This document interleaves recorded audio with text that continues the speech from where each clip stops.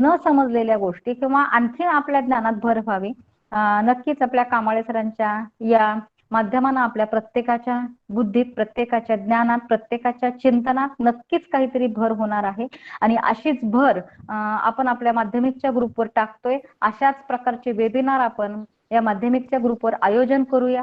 नक्कीच त्यातनं आपल्या ज्या काही छोट्या मोठ्या राहिलेल्या अडचणी आहेत किंवा ज्या गोष्टी राहिलेल्या आहेत त्या नक्कीच आपल्या स्पष्ट होतील आणि आपल्या माध्यमिकच्या मुलांपर्यंत त्या स्पष्ट झालेल्या मुद्दा, कारण आजही आपण ऑनलाईन आणि ऑफलाईनचा विचार करताना ऑफलाईन पद्धतीनं मी त्या दिवशीच किलचे सरांचं आणि माझं याच्यावर बोलणं झालं की आपण आवृत्ती टाकतोय. आणि आज सकाळी थोडंसं मला वाईट वाटलं की किलचे सरांनी त्यावर असा मुद्दा टाकलाय की या 2 दिवसामध्ये बरेच जण त्याकडे लक्ष देत नाहीये. तर मला असं वाटतं की आपण एवढा 250 जणांचा 256 जणांचा ग्रुप आहे, 256 जर आपण ऍक्टिव्ह राहतोय आणि जर ऍक्टिव्ह पद्धतीने काम करत असेल तर आपण त्याही गोष्टीकडे लक्ष देणं गरजेचं आहे. कारण एक काहीतरी नवीन उपक्रम आज आपल्याला शासनानं असं बंधन नाही केलेलं की बाबा तुम्ही हे केलंच पाहिजे, तुम्ही शाळा चालवलीच पाहिजे, हे बंधन नाही. पण आपली एक समाजाप्रती किंवा मुलांप्रती एक जबाबदारी म्हणून आपण प्रत्येक जण त्याकडे पाहतोय. आणि त्या जबाबदारीतनच किलचे सर असतील, जिलानी सर असतील, कामाळे सर असतील किंवा आणखीन काही आपले बरेचसे शिक्षक बंधू आहेत, प्रत्येक जण आपल्या तळमळीनं त्या ग्रुपवर काहीतरी वेगळं टाकतं. त्यात लातूरमध्ये काहीतरी एक वेगळा पॅटर्न आपण त्यातनं तयार करतोय. आणि त्या पॅटर्नना जर आपण सर्वांनी जर त्याचा उपयोग केला किंवा त्याचा वापर केला तर नक्कीच मूल शिकण्यासाठी, मुलांच्या कन्सेप्ट क्लिअर होण्यासाठी, मुलांचं मूल्यमापन करण्यासाठी नक्कीच उपयोगाचं आहे. आणि आनंदाची गोष्ट आहे की त्या आवृत्तीमधलं जर आपण चिंतन केलं किंवा आवृत्तीमधले जर गोष्ट समजून घेतल्या तर आतापर्यंतचा अभ्यासक्रम आणि त्या अभ्यासक्रमाच्या ज्या काही गोष्टी आहेत त्या त्याच्यात अगदी क्लिअरपणे मांडलेल्या आहेत. त्या मांडल्याच्या नंतर पुढच्या 8 दिवसामध्ये मुलांपर्यंत प्रश्नपत्रिका सोडून मुलांना एक 9वी 10वीची जे आपण वार्षिक परीक्षा म्हणतोय त्याची पूर्वतयारी 6माही परीक्षा म्हणायला हरकत नाही. मला असं वाटतं की कुठल्याही जिल्ह्यामध्ये माध्यमिकमध्ये एवढी प्रोग्रेस झालेली नाही. ती आपल्या जिल्ह्यात आपल्या सर्वांच्या माध्यमानं दिसते. तर मला असं वाटतं की आपण त्याकडे पण पाहणं गरजेचं आहे.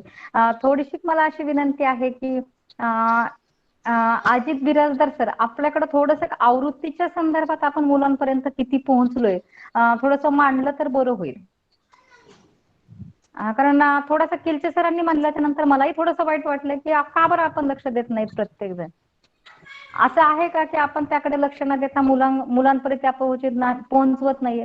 बिराजदार सर, अजित बिराजदार सर, कुठल्या शाळेतले थोडंसं मला माहित नाहीये.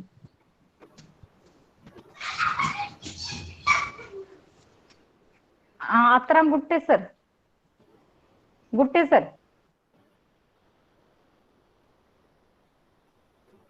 कोणीतरी सांगा की या आवृत्तीच्या संदर्भात आपण सध्या काय आपली प्रोसेस सुरू आहे. कुणीही सांगितलं गुट्टे सर आपणही बोललात तरी चालेल. कामाळे सर, मी जिल्हानी सर आणि आवृत्तीच्या संदर्भात आपल्या शाळेमधून आपल्या विशेष करून आपल्या जिल्ह्याचं एक नियोजन झालेलं आहे आणि त्या नियोजनानुसार आपली आवृत्ती चालू आहे. प्रत्येक शाळेमध्ये चालू आहे माझ्या माहितीनुसार. तर आणि अतिशय चांगला एक उपक्रम या ठिकाणी आपल्या जिल्ह्यामध्ये चालू आहे आणि एकाच वेळी सगळ्याच ठिकाणी इथं एकाच प्रकारचं नियोजन झालेलं आहे. त्यामुळे अतिशय स्तुत्य असं नियोजन आहे. त्याप्रमाणे वेळोवेळी त्या विद्यार्थ्यापर्यंत आपण पोहोचतो आहोत. ओके, सरांनी सांगितल्याप्रमाणे खरोखरच स्तुत्य उपक्रम आहे. पण आता जे 100 उपस्थित आहेत आणि बाकीचे जे 150 आहेत, या सर्वांनी जर त्या नियोजनाकडे पाहिलं तर मला वाटतंय आपल्या ज्या काही 100% शाळा आहेत लातूर जिल्ह्यामध्ये तर तिथपर्यंत नक्कीच ते नियोजन पोहोचेल. आणि जर ते नियोजन पोहोचलं तर आपल्याला 6माही परीक्षेचा कदाचित आपण सराव परीक्षा म्हणून, कदाचित आपण वार्षिक परीक्षेची तयारी म्हणून त्या परीक्षेला, तर नक्कीच ती तयारी आपल्याला मुलांची करून घेता येईल. जेणेकरून लॉकडाऊनच्या काळात सुद्धा म्हणजे अगदी शाळा सुरू नसताना सुद्धा आपण मुलांपर्यंत सहजपणे पोहोचू आणि कदाचित आपण सगळेजण मुलांपर्यंत पोहोचत आहात. मग ऑफलाईन असेल, ऑनलाईन असेल किंवा आणखीन झूमद्वारे असेल किंवा प्रत्यक्ष काही जण आपण 8 दिवसातनं वगैरे शाळेत जात असाल तर नक्कीच आपण मुलांपर्यंत पोहोचत असतात. मला असं वाटतं की हा खूप स्तुत्य उपक्रम आहे आणि तो आपण सर्वांनी त्याकडे थोडंसं लक्ष देण्याची गरज आहे.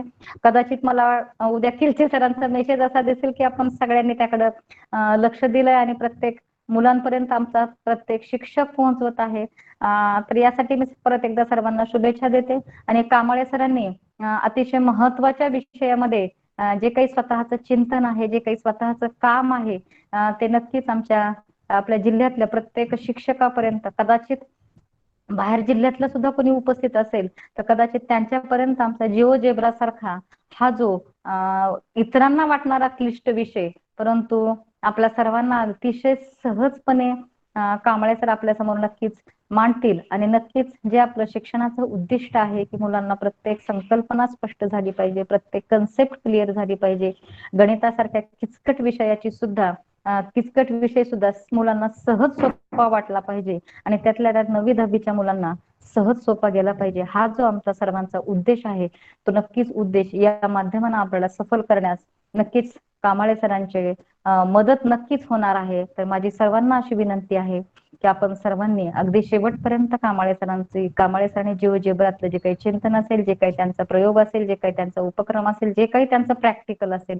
ते आपण सर्वांनी ऐकावं, सर्वांनी पाहावं आणि त्यातनं आपल्याला काही करता येईल का, त्यातनं आपलं स्वतःचं चिंतन त्याच्यात आपण प्रत्येकानं नक्कीच ऍड करूया आणि आपल्या मुलांपर्यंत या कन्सेप्ट कशा पोहोचता येतील याचा प्रत्येक जणांनी विचार करूया. त्यासाठी मी आपल्या सर्वांना परत एकदा खूप खूप शुभेच्छा देते, सर्वांचं अभिनंदन करते आणि कांबळे सरांना मी विनंती करते की आपण आपल्या विषयाला सुरुवात करावी. आदरणीय कांबळे सर. धन्यवाद मॅडम. सर फक्त 1 मिनिट घेतो मी तुमचा. आजच्या या वेबिनारसाठी मार्गदर्शक आदरणीय कांबळे सरांचा मी आपल्या सर्वांना थोडक्यात परिचय देतो. मित्रो, कांबळे प्रकाश नागनाथ माध्यमिक शिक्षक म्हणून सर वसंत विद्यालय धानोरा तालुका अहमदपूर मध्ये काम करत आहेत. सरांची सेवा जवळपास आवाज येत नाही सर. हॅलो, येतोय. हा. सरांची सेवा जवळपास 27 वर्ष झालेली आहे. राज्यस्तरीय सुलभक म्हणून सर का आपल्या महाराष्ट्रामध्ये काम पाहत आहेत.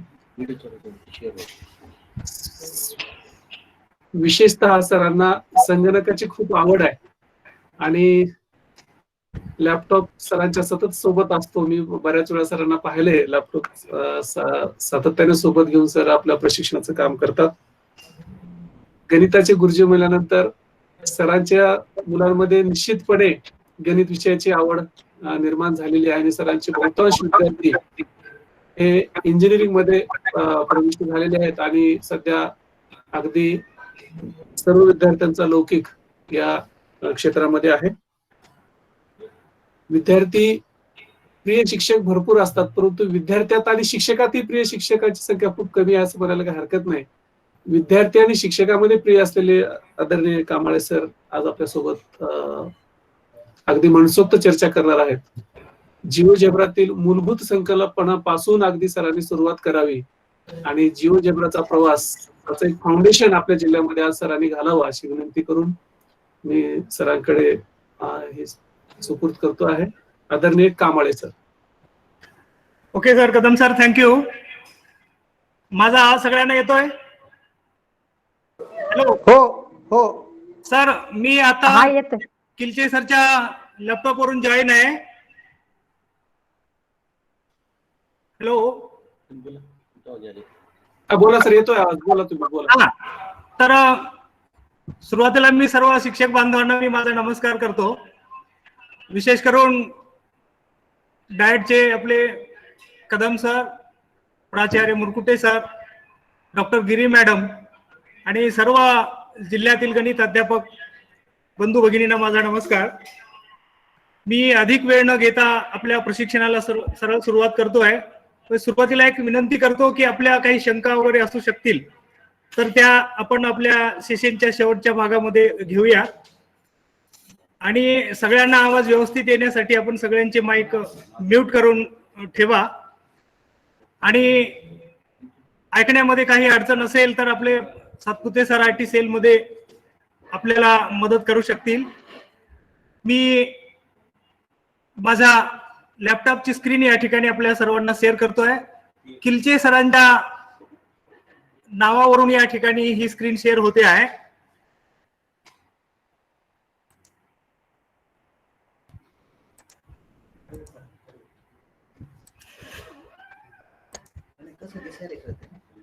काय दिसतंय?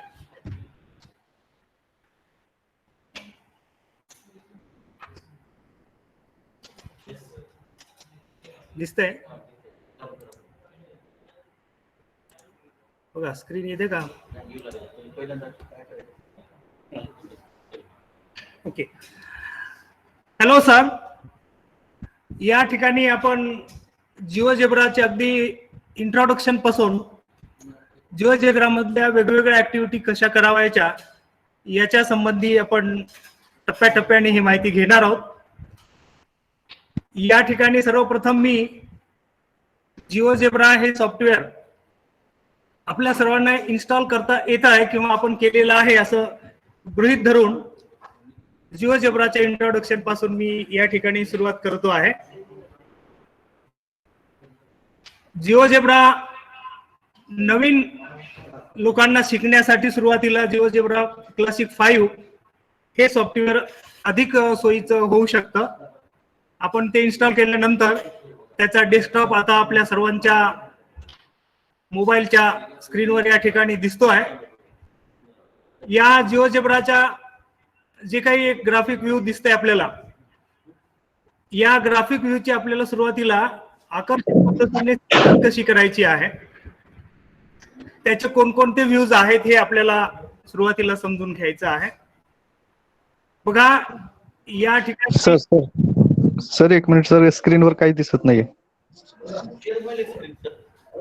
स्क्रीन शेअर होती आहे. किलचे सरांच्या करा सर्वांनी. सर एकदम ओके आहे, तुमचं चालू द्या. ओके. हा दिसतंय सर, दिसतंय तुमचा ग्राफ पेपर वगैरे दिसतंय, त्यामुळे सुरू असू दे तुमचं. Okay okay. बघा या ठिकाणी आता तुम्हाला जो डेस्कटॉप दिसतो आहे तुमच्या मोबाईलच्या स्क्रीनवर, तो जरा छोट्या याच्यामध्ये दिसतंय. मी त्याला सेटिंग करून थोडा वाचायला येईल अशा पद्धतीनं मोठ्या फॉन्ट साईज मध्ये आपण तो उपलब्ध करतो आहे. या ठिकाणी जिओजेब्राचा ग्राफिक्स व्ह्यू आपल्याला इथे दिसतोय. सर्वप्रथम आपल्याला या ग्राफिक्स मध्ये आकर्षक पद्धतीने सेटिंग कशी करायची आहे इथून आपण हे परिचय करून घेऊया. जिओजेब्राच्या व्ह्यू मध्ये दोन पार्ट आहेत. एकदम एक डावीकडच्या बाजूला एक अल्जेब्रा असा व्ह्यू आहे जो ब्लँक दिसतोय. दुसऱ्या बाजूला ग्रिड्स आणि एक्स आणि वाय ऍक्सिस दिसतात. हा त्याचा ग्राफिक व्ह्यू आहे. आणखी पुढच्या बाजूला स्प्रेडशीट सुद्धा उपलब्ध होऊ शकते, ती कशी करायची आपण पुढे पाहणार आहोत. या ग्राफिक्स व्ह्यू मध्ये त्याचा बॅकग्राऊंडचा कलर किंवा ऍक्सिसचा कलर आहे, बोल्ड, हे सगळं आपण याला कसं करायचं आहे या संबंधी आपण या ठिकाणी माहिती घेणार आहोत. या ग्राफिक्स व्ह्यू मध्ये आपण कोणत्याही ठिकाणी जर माऊस राईट क्लिक केला तर आपणास एक डायलॉग बॉक्स दिसतो. या डायलॉग बॉक्सच्या अगदी बॉटमला ग्राफिक. सर सॉरी सर विनंती एक, आम्हाला स्क्रीन दिसत नाहीये. किलचे सरांचा फक्त फोटो दिसतोय, तुमचं आम्हाला स्क्रीनवर काही दिसत नाहीये. बरोबर आहे सर, किलचे सरांचा फक्त फोटो दिसतोय, दुसरं काही दिसत नाही. हा दिसतोय फक्त तुमच्या. हॅलो,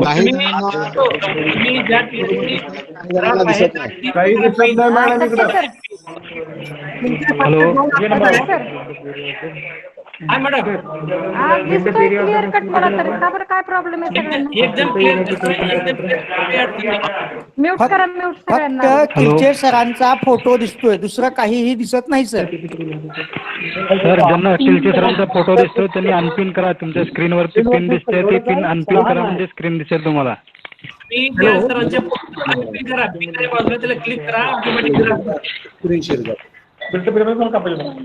हॅलो, किलचे सरचे दोन अकाउंट आहेत. आपण ट्राय करा कोणत्या स्क्रीनवर आपल्याला दिसणार आहे ते.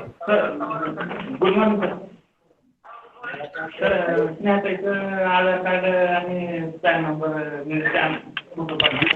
नावाचं अकाउंट आहे, 2 अकाउंट आहेत. एकावर फोटो आहे, एकावर पिन आहे. ज्याच्यावर पिन आहे त्याच्यावर क्लिक करा. बरं. हॅलो.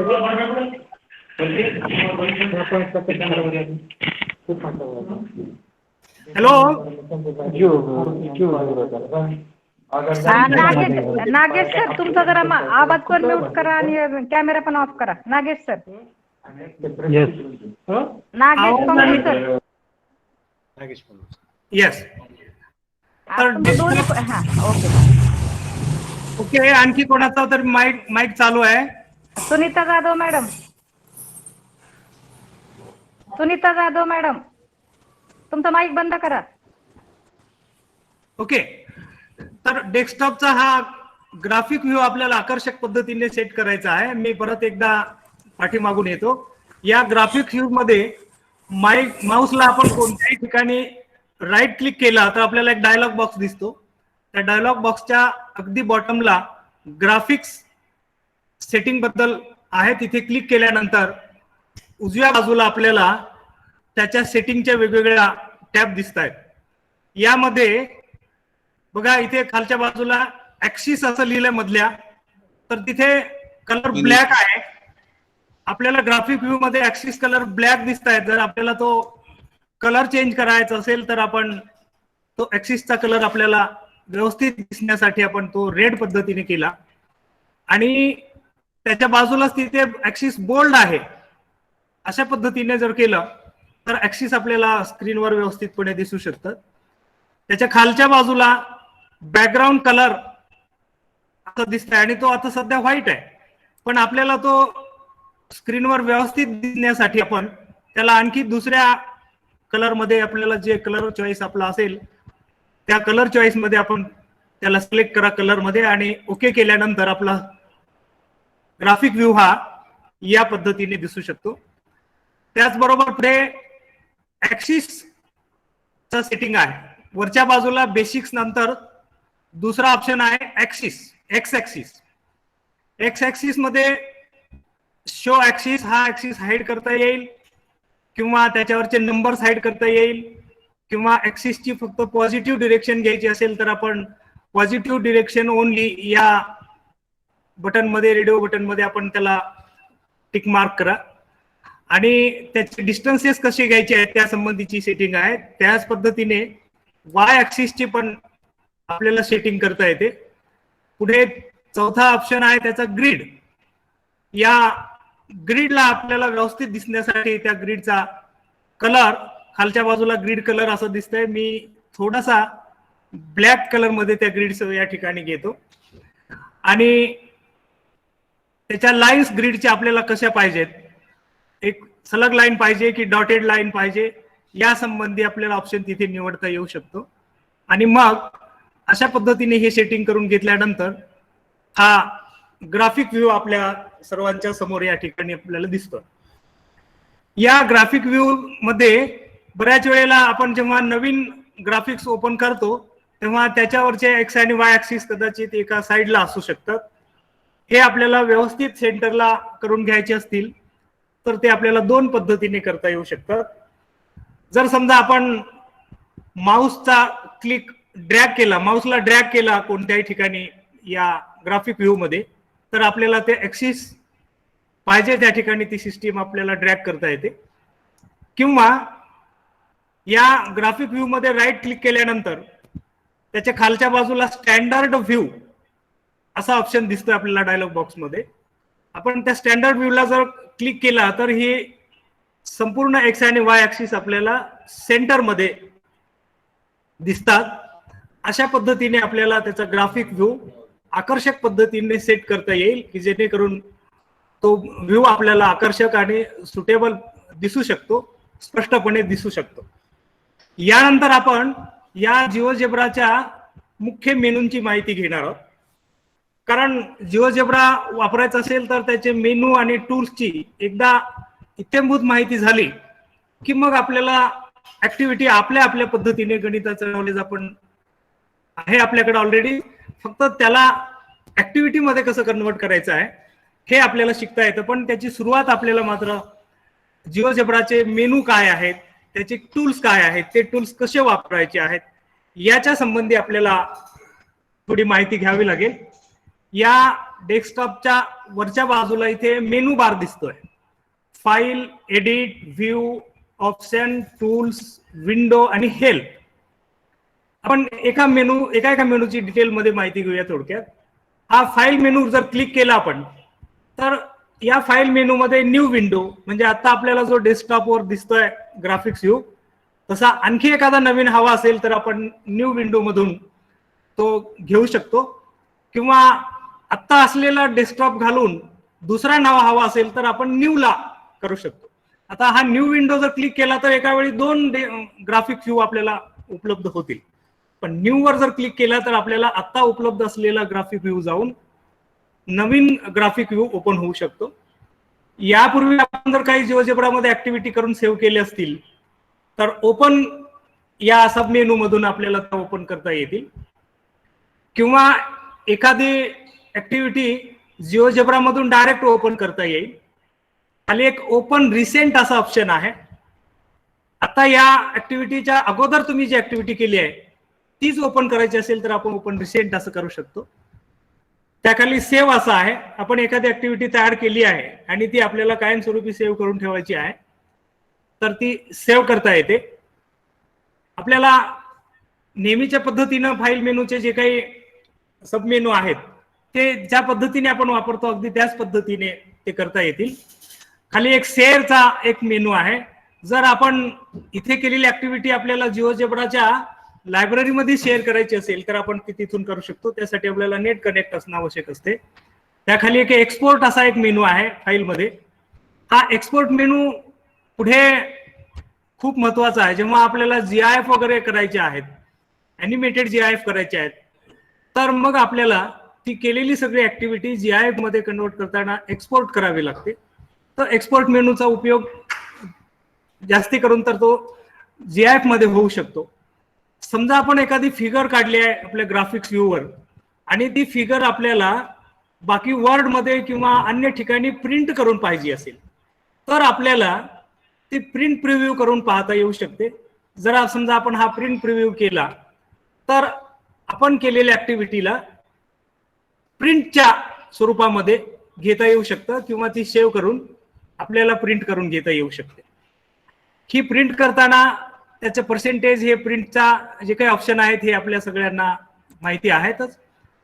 त्याच्यानंतर दुसरा जो काही मेनू आहे तो आहे एडिट. हा एडिट मेनूचे सब मेनू आहेत अनडू, रिडू, जे नेहमीच्या पद्धतीने मेनू मध्ये आपल्याला माहिती आहेतच. त्याच्यातला जो महत्वाचा आहे तो एक इन्सर्ट इमेज असा मेनू आहे.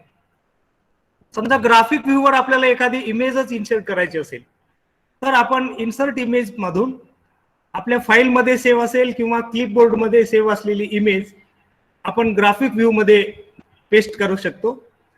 तिसरा जो महत्वाचा मेनू आहे या ग्राफिक जिओजेब्रा मध्ये तो म्हणजे व्ह्यू. बघा, या व्ह्यूचे खूप ऑप्शन आहेत. त्यामध्ये एक आहे अल्जिब्रा व्ह्यू. आता जो डेस्कटॉपच्या डाव्या बाजूला, ग्राफिक व्ह्यूच्या डाव्या बाजूला जे ब्लँक दिसतंय तो जिओजेब्रा व्ह्यू आहे. म्हणजे आपण जर ग्राफिक व्ह्यू मध्ये एखादी लाईन काढली तर त्या लाईनचा जे अल्जिब्रा आहे, आता कदम सरांनी आपल्याला सांगितलं होतं की जिओजेब्रा, तर जिओमेट्री आणि अल्जिब्रा हे शिकण्यासाठी आपल्याला जिओजेब्रा अधिक उपयोगात येतो. तसा तर तो वेगवेगळ्या विज्ञानासाठी सुद्धा वापरता येऊ शकतो, पण आपला मुख्य फोकस हा गणित शिकवण्यासाठीचा आहे. तेव्हा व्ह्यू मध्ये त्याचा अल्जिब्रा व्ह्यू हे डाव्या बाजूला दिसतं. आपण जर त्या अल्जिब्रा व्ह्यूला क्लिक केला तर तो जर व्ह्यू असेल तर नाहीसा होईल, आणि जर अल्जिब्रा व्ह्यू दिसत नसेल तर क्लिक केल्यानंतर तो परत त्या ठिकाणी येईल. हा अल्जिब्रा व्ह्यू आपल्याला पाहिजे तितका कमी किंवा जास्त करता येईल त्याला ड्रॅग करून. ज्या पद्धतीने आपल्याला जितक्या जागेत तो पाहिजे आहे तेवढ्या ठिकाणी त्याला ऍडजस्ट करता येऊ शकतं. तिसरा त्याच्यातला जो व्ह्यू आहे तो स्प्रेडशीट. आपल्याला बऱ्याच वेळेला जसं की स्टॅटिस्टिक्स मध्ये काही ग्राफ काढायचे आहे, जसं बार चार्ट आहे, पाय चार्ट आहे, तर त्याच्यासाठी जो डेटा आपल्याला लागतो तो स्प्रेडशीटच्या माध्यमातून आपल्याला घेता येतो. जर आपण व्ह्यू मधला स्प्रेडशीटवर क्लिक केला तर या डेस्कटॉपच्या अगदीच उजव्या बाजूला इकडे स्प्रेडशीट दिसते. म्हणजे एक्सेल मध्ये ज्या पद्धतीनं एक्सेल शीट दिसते अगदी ती एक्सेल शीटच आहे, फक्त आपण त्याला जिओजेब्रामध्ये स्प्रेडशीट म्हणतो, तर ऑफिसमध्ये आपण त्याला एक्सेल शीट असं म्हणतो. तर या पद्धतीने ही स्प्रेडशीट आपल्याला परत मिळवता येते किंवा नाहीशी करता येते. त्याच्यानंतर तिसरा जो आहे तो कॅश फारसा आपल्या कामाचा येत नाही. त्याच्यानंतर खाली एक ग्राफिक्स आहे. आता जे आपल्या समोर डेस्कटॉप दिसतोय तो ग्राफिक्स व्ह्यू मध्ये आहे, पण एकाच वेळी जर 2 ग्राफिक्स व्ह्यू आपल्याला पाहिजे असतील तर आपण जर ग्राफिक्स 2 वर क्लिक केलं तर एकाच वेळी आपल्याला 2 ग्राफिक्स व्ह्यू दिसतात. बघा या बाजूला आणखी एक ग्राफिक्स व्ह्यू दिसते, ग्राफिक्स 2. ते गरज पडत असेल तेव्हा आपल्याला तो आणखी एक व्ह्यू वाढवता येऊ शकेल.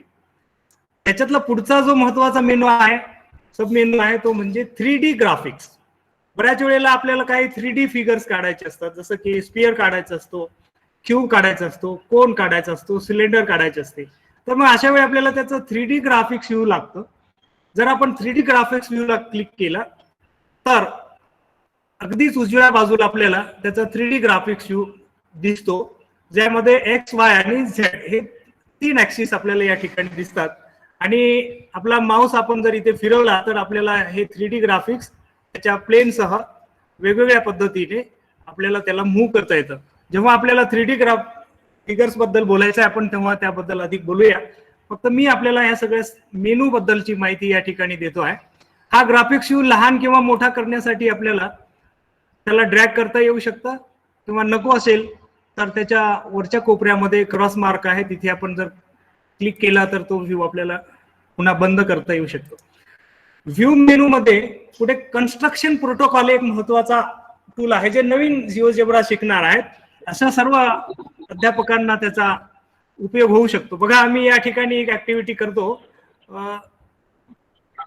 आणि त्यासाठी समजा मी एक पॉइंट घेतला, नंतर आणखी एक पॉइंट घेतला, आणखी तिसरा एक पॉइंट घेतला, किंवा पुढे त्याचा एक सेगमेंट घेतला आहे वगैरे वगैरे. तर हे सगळं या ठिकाणी मध्ये कन्स्ट्रक्शन प्रोटोकॉल असं दिसतंय.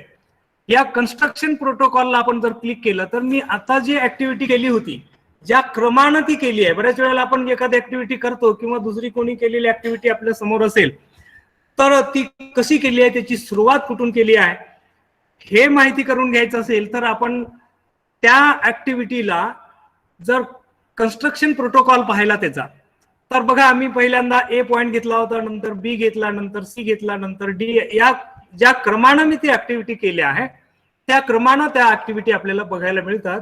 म्हणजे एखादी रेडीमेड केलेली दुसऱ्या केलेली ऍक्टिव्हिटी समजून घेण्यासाठी हा कन्स्ट्रक्शन प्रोटोकॉल आपल्याला मदत करू शकतो. आणि त्याच्यानंतर पुढचा आहे तो प्रॉबेबिलिटी कॅल्क्युलेटर. प्रॉबेबिलिटी म्हणजे एखादी जर समजा इथे स्प्रेडशीट दिली असेल किंवा एखादी फिगर असेल तर त्याच्या प्रॉबेबिलिटी बद्दलचं कॅल्क्युलेशन आपल्याला तिथे मिळतं. म्हणजे पुढच्या बाजूला आपल्याला उजव्या बाजूला जे इथे ग्राफ दिसतो त्याच्या प्रॉबेबिलिटीज या ठिकाणी दर्शवलेल्या असतात. आता सध्या तरी आपल्याला त्याचा फारसा उपयोग करायचा नाही, पण जेव्हा उपयोग होईल आपण त्याबद्दल डिटेलमध्ये बोलूया. यानंतर व्ह्यू मधला दुसरा महत्वाचा सब मेनू आहे तो कीबोर्ड. हा समजा आपल्याला कीबोर्ड समोरच पाहिजे असेल डेस्कटॉप आणि तिथेच आपल्याला माऊसच्या सहाय्याने टाईप करायचं असेल तर आपण तो कीबोर्ड उपलब्ध करून घेऊ शकतो.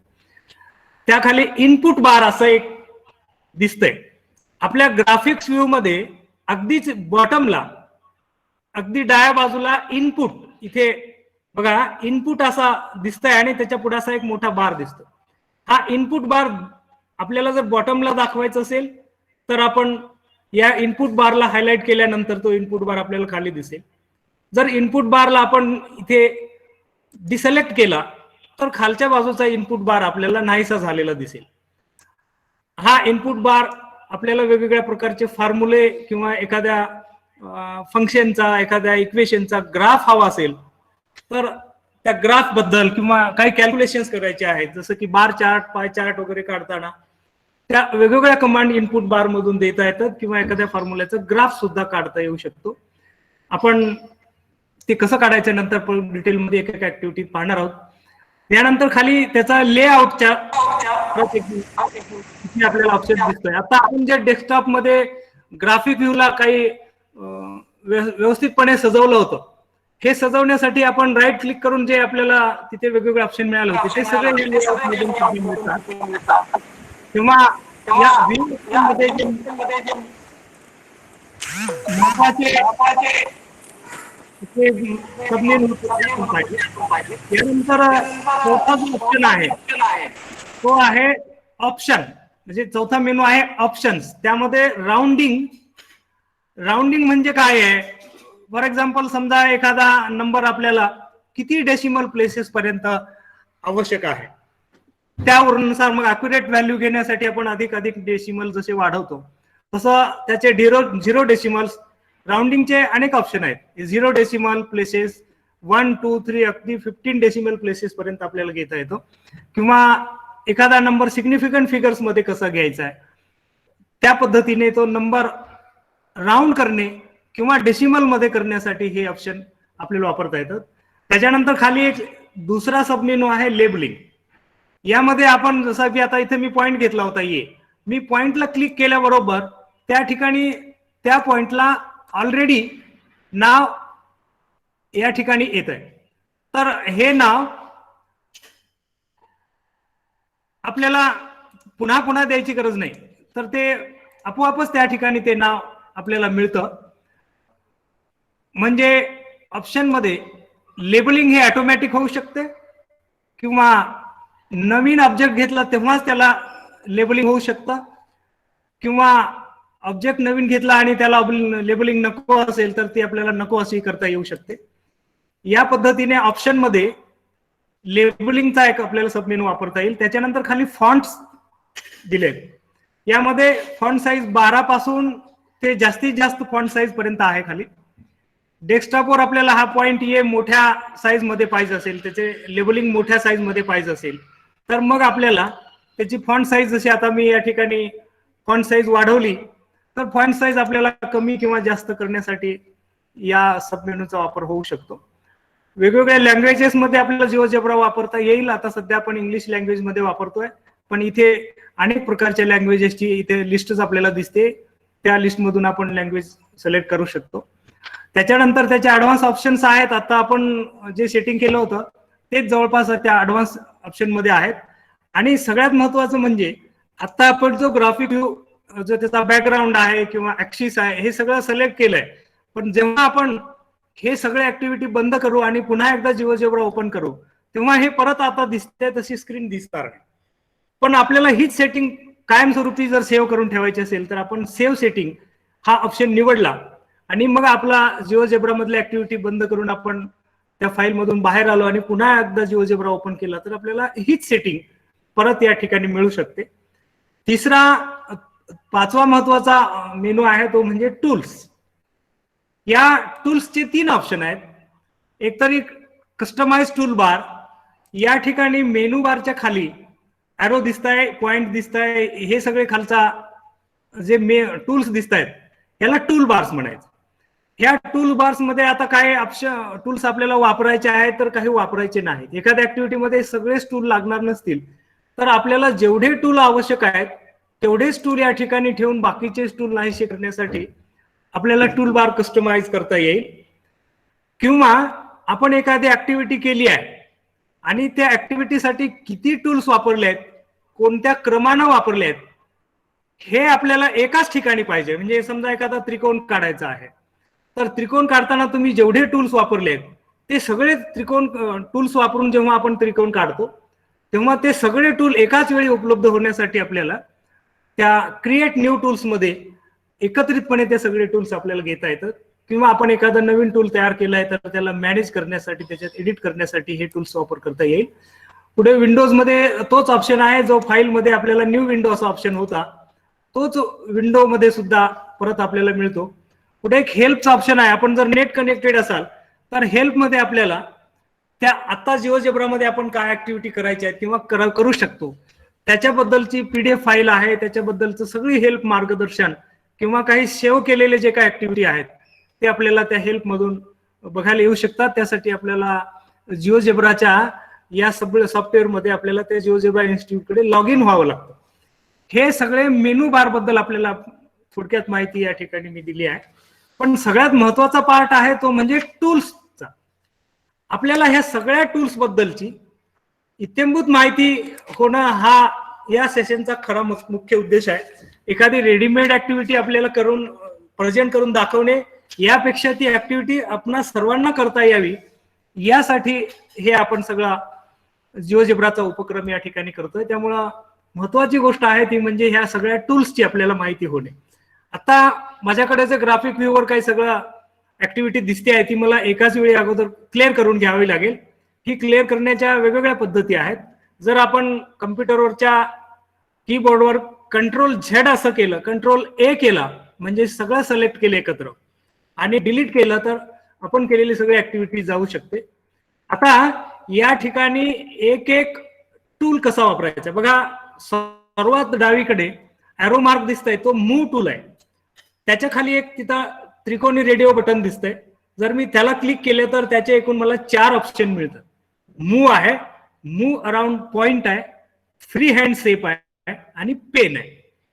आपल्याला वेगवेगळ्या ऍक्टिव्हिटीसाठी यापैकी कोणतेही टूल्स वापरता येऊ शकतात. मी उदाहरणार्थ एक एक टूल्सची प्रत्यक्ष वापर करून आपल्या सर्वांसमोर ते प्रेझेंट करतोय. समजा मी एक पॉइंट या ठिकाणी ग्राफिक्स व्ह्यू मध्ये घेतला आणि मला तो त्या ठिकाणी नको होता म्हणून मी त्याच्यातला मूव्ह हा टूल घेतला. लक्षात घ्या एखादा टूल जेव्हा आपल्याला वापरायचा असतो तेव्हा त्या टूलवर आपण क्लिक केल्यानंतर तो ब्ल्यू आउटलाईन मध्ये तो आपल्याला हायलाइट झालेला दिसतो.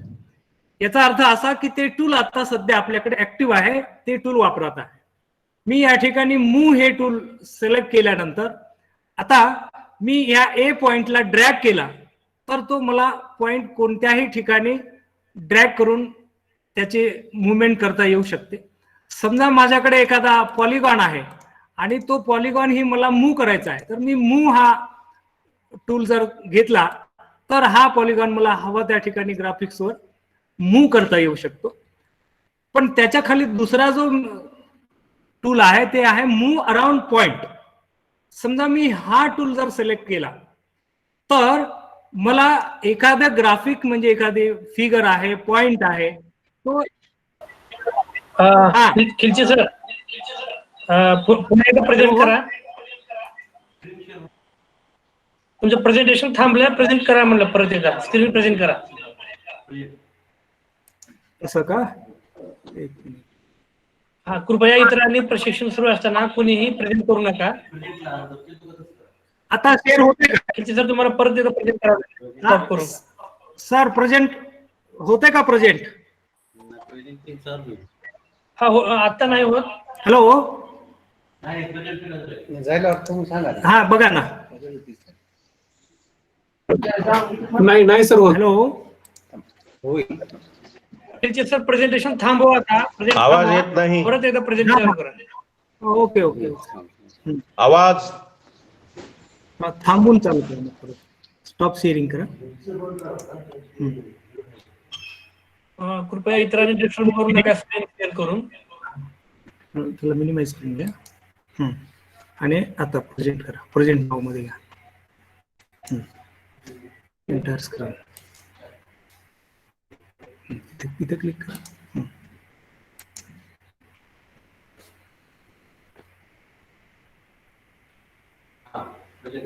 झालंय का? Okay sir okay okay thank you. हा तर आपण या टूल मधला मूव्ह म्हटला मेमू जो मूव्ह अराउंड पॉइंट आहे तो मी सिलेक्ट केला तर मला एखादा ग्राफिक एखाद्या पॉइंटच्या भोवती फिरवता येऊ शकतो. त्यासाठी आपल्याला तो move around point tool select केल्यानंतर जे ग्राफिक्स आपल्याला बघा एखादा मेनू कसा वापरायचा आहे त्या मेनूवर आपण जर माऊस क्लिक केला किंवा माऊस नेला तिथे तर बघा इथे मूव्ह अराउंड पॉइंट कसा करायचा आहे त्याचे मार्गदर्शन त्याच्या खाली लिहिलंय. Select rotation center point and then drag object. म्हणजे जर मला एखादा ग्राफिक एखाद्या पॉइंटच्या भोवती फिरवायचं असेल तर तुम्हाला ज्या पॉइंट भोवती फिरवायचं आहे त्या पॉइंटला अगोदर क्लिक करा आणि मग त्या ग्राफिकला तुम्ही ड्रॅग करा आणि आता हा ग्राफिक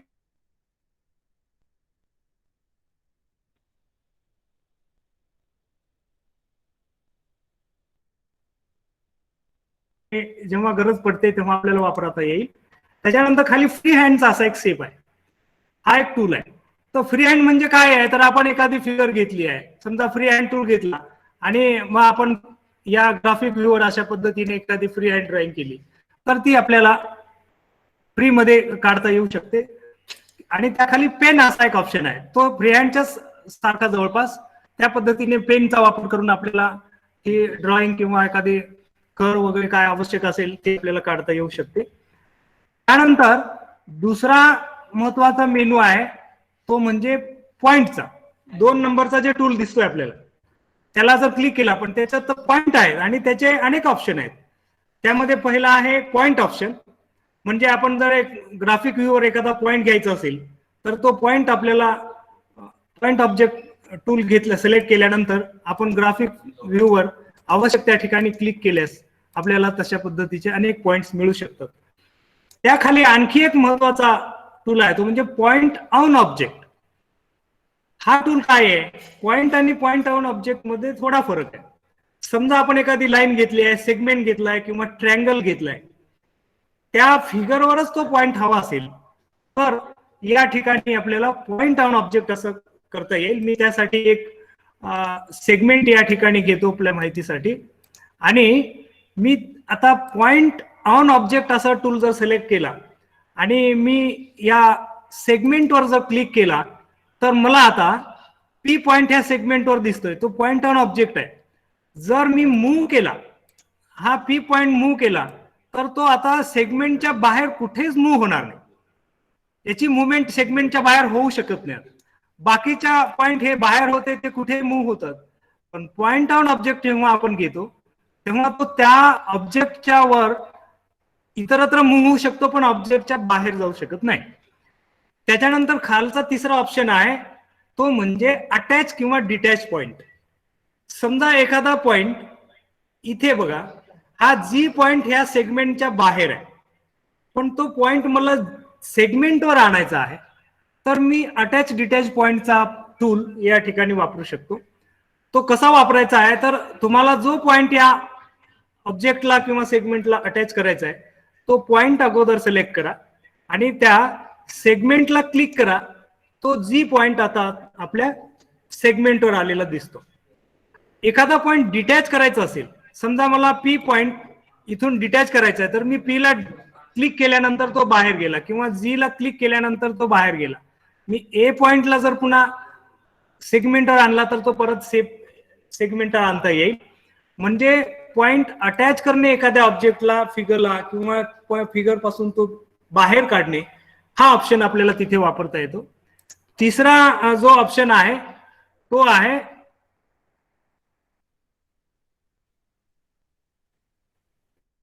तिसरा त्याच्यातला जो टूल आहे तो इंटरसेक्टचा. बघा, इंटरसेक्ट मध्ये काय करता येतं आपल्याला. समजा या ठिकाणी मी 2 सेगमेंट किंवा 2 लाईन्स घेतल्या आहे किंवा 2 सर्कल घेतले आहे. इथे एक सर्कल घेतला आणि इथे एक सर्कल घेतला. तर हा जो इंटरसेक्ट मेनू आहे, टूल आहे, हा इंटरसेक्ट टूल काय करतो तर 2 लाईन्स किंवा 2 सेगमेंट्स किंवा सर्कल्स, 2 फिगर जिथे इंटरसेक्ट करतील, जेवढ्या पॉइंट मध्ये इंटरसेक्ट करतील त्याचा पॉइंट ऑफ इंटरसेक्शन आपल्याला मिळवायचं असेल. बऱ्याच वेळेला असं होतं की समजा आपण पॉइंट मेनू घेतला आणि पॉइंट मेनू घेतल्यानंतर, टूल घेतल्यानंतर आपण त्याचा इंटरसेक्शन आपल्याला मॅन्युअली आपण जेव्हा सिलेक्ट करायला जातो तेव्हा त्याच्या अॅक्युरेसी आपल्याला येईल असं खात्री नाही. अगदी तेच कोऑर्डिनेट जे इंटरसेक्शनचे आहेत तेच येतील असं नाही, ते जवळपास येऊ शकतं.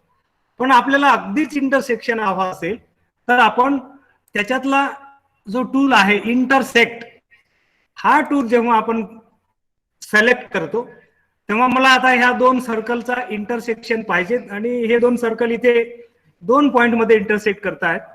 तर मी त्यापैकी एका सर्कलला क्लिक केला कुठेही आणि दुसऱ्या सर्कलला क्लिक केल्यानंतर त्याचे दोन्ही इंटरसेक्शन आपल्याला मिळाले. A1 इंटरसेक्शन आणि B1 हे 2 पॉइंट ऑफ इंटरसेक्शन आपल्याला मिळतात. त्याच पद्धतीनं जर 2 सेगमेंटला पॉइंट ऑफ इंटरसेक्शन पाहिजे असेल तर त्या दोन्ही सेगमेंटला आपण क्लिक केल्यानंतर इथे C1 असा पॉइंट ऑफ इंटरसेक्शन भेटला. हा, तर हे सगळं ग्राफिक्स एकदा मी क्लिअर करतो, म्हणजे आपल्याला परत एकदा फ्रेश पद्धतीने हे बघता येईल. तर आता आपण याच्या पॉइंट मधले पॉइंट ऑफ इंटरसेक्शन हा तिसरा टूल बघितला, इंटरसेक्शन. त्यानंतर त्याच्या पुढचा टूल एक आहे, तो टूल कोणता आहे बघा. बघा त्यामध्ये मिड पॉइंट ऑफ सेंटर असा एक टूल आहे. समजा ग्राफिक्स व्ह्यू मध्ये हे टूल मी जेव्हा सिलेक्ट करतो, इथे मला सेगमेंट ए बी दिसतोय. ह्या सेगमेंट ए बी चा मिड पॉइंट मला पाहिजे. इव्हन मला ए बी सेगमेंटची लेंथ माहित नसली तरी त्याचा मिड पॉइंट मला फाइंड करता येऊ शकतो. त्यासाठी हा मिड पॉइंट ऑर सेंटर हा टूल सिलेक्ट केल्यानंतर तुम्ही पॉइंट ए ला आणि पॉइंट बी ला सिलेक्ट करा, त्याचं सेंटर मिळेल.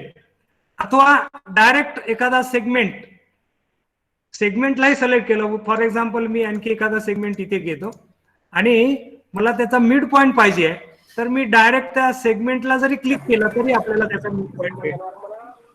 या पद्धतीनं हा मिड पॉइंट होय येते का? हा येतोय सर, बोला. यानंतर पुढा कॉम्प्लेक्स नंबर. आता सध्या तरी आपल्याला कॉम्प्लेक्स नंबर ग्राफिक्स व्ह्यू वर घ्यायची काय आवश्यकता वाटत नाही. पुढे त्याचा एक एक्स्ट्रीम आहे, म्हणजे एखाद्या क्वाड्रॅटिक फंक्शनचा ग्राफ आला तर त्याचा एक्स्ट्रीम पॉइंट कुठं असेल, त्याचे रूट्स काय असतील, हे ऑप्शन आपल्याला वापरता येऊ शकतात. शक्यतो आपल्याला सेकंडरी लेवलमध्ये याचा फारसा वापर करण्याची आवश्यकता वाटत नाही. जेव्हा गरज पडेल आपण तेव्हा पाहूया ते. त्याच्यानंतर तिसरा जो टूल आहे तो सेगमेंटचा. इथे सेगमेंटचा जे ऑप्शन दिसतंय त्याच्या रेडिओ बटनला क्लिक केल्यानंतर तिथे आपल्याला अनेक टूल्स तिथे दिसतात. एक लाईन टूल आहे, सेगमेंट आहे, सेगमेंट विथ गिव्हन लेंथ आहे. समजा मी लाईन टूल सिलेक्ट केला तर मला या ग्राफिक व्ह्यूवर एक लाईन हवी आहे. आता ती लाईन मला काढायची आहे, तर आपल्याला माहिती आहे की एखादी लाईन डिटरमाइन करायची असेल तर त्याच्या 2 पॉइंट्स कंपल्सरी आपल्याला आवश्यक आहे. या लाईन टूलला सिलेक्ट केल्यानंतर ग्राफिक व्ह्यू मध्ये आपण जर एक कुठेही क्लिक केला तर आपल्याला एक पॉइंट मिळतो. पण आता दुसरा पॉइंट आपल्याला कुठे हवा आहे त्या ठिकाणी क्लिक केल्यानंतर ही लाईन आपल्याला या ठिकाणी घेता येऊ शकते.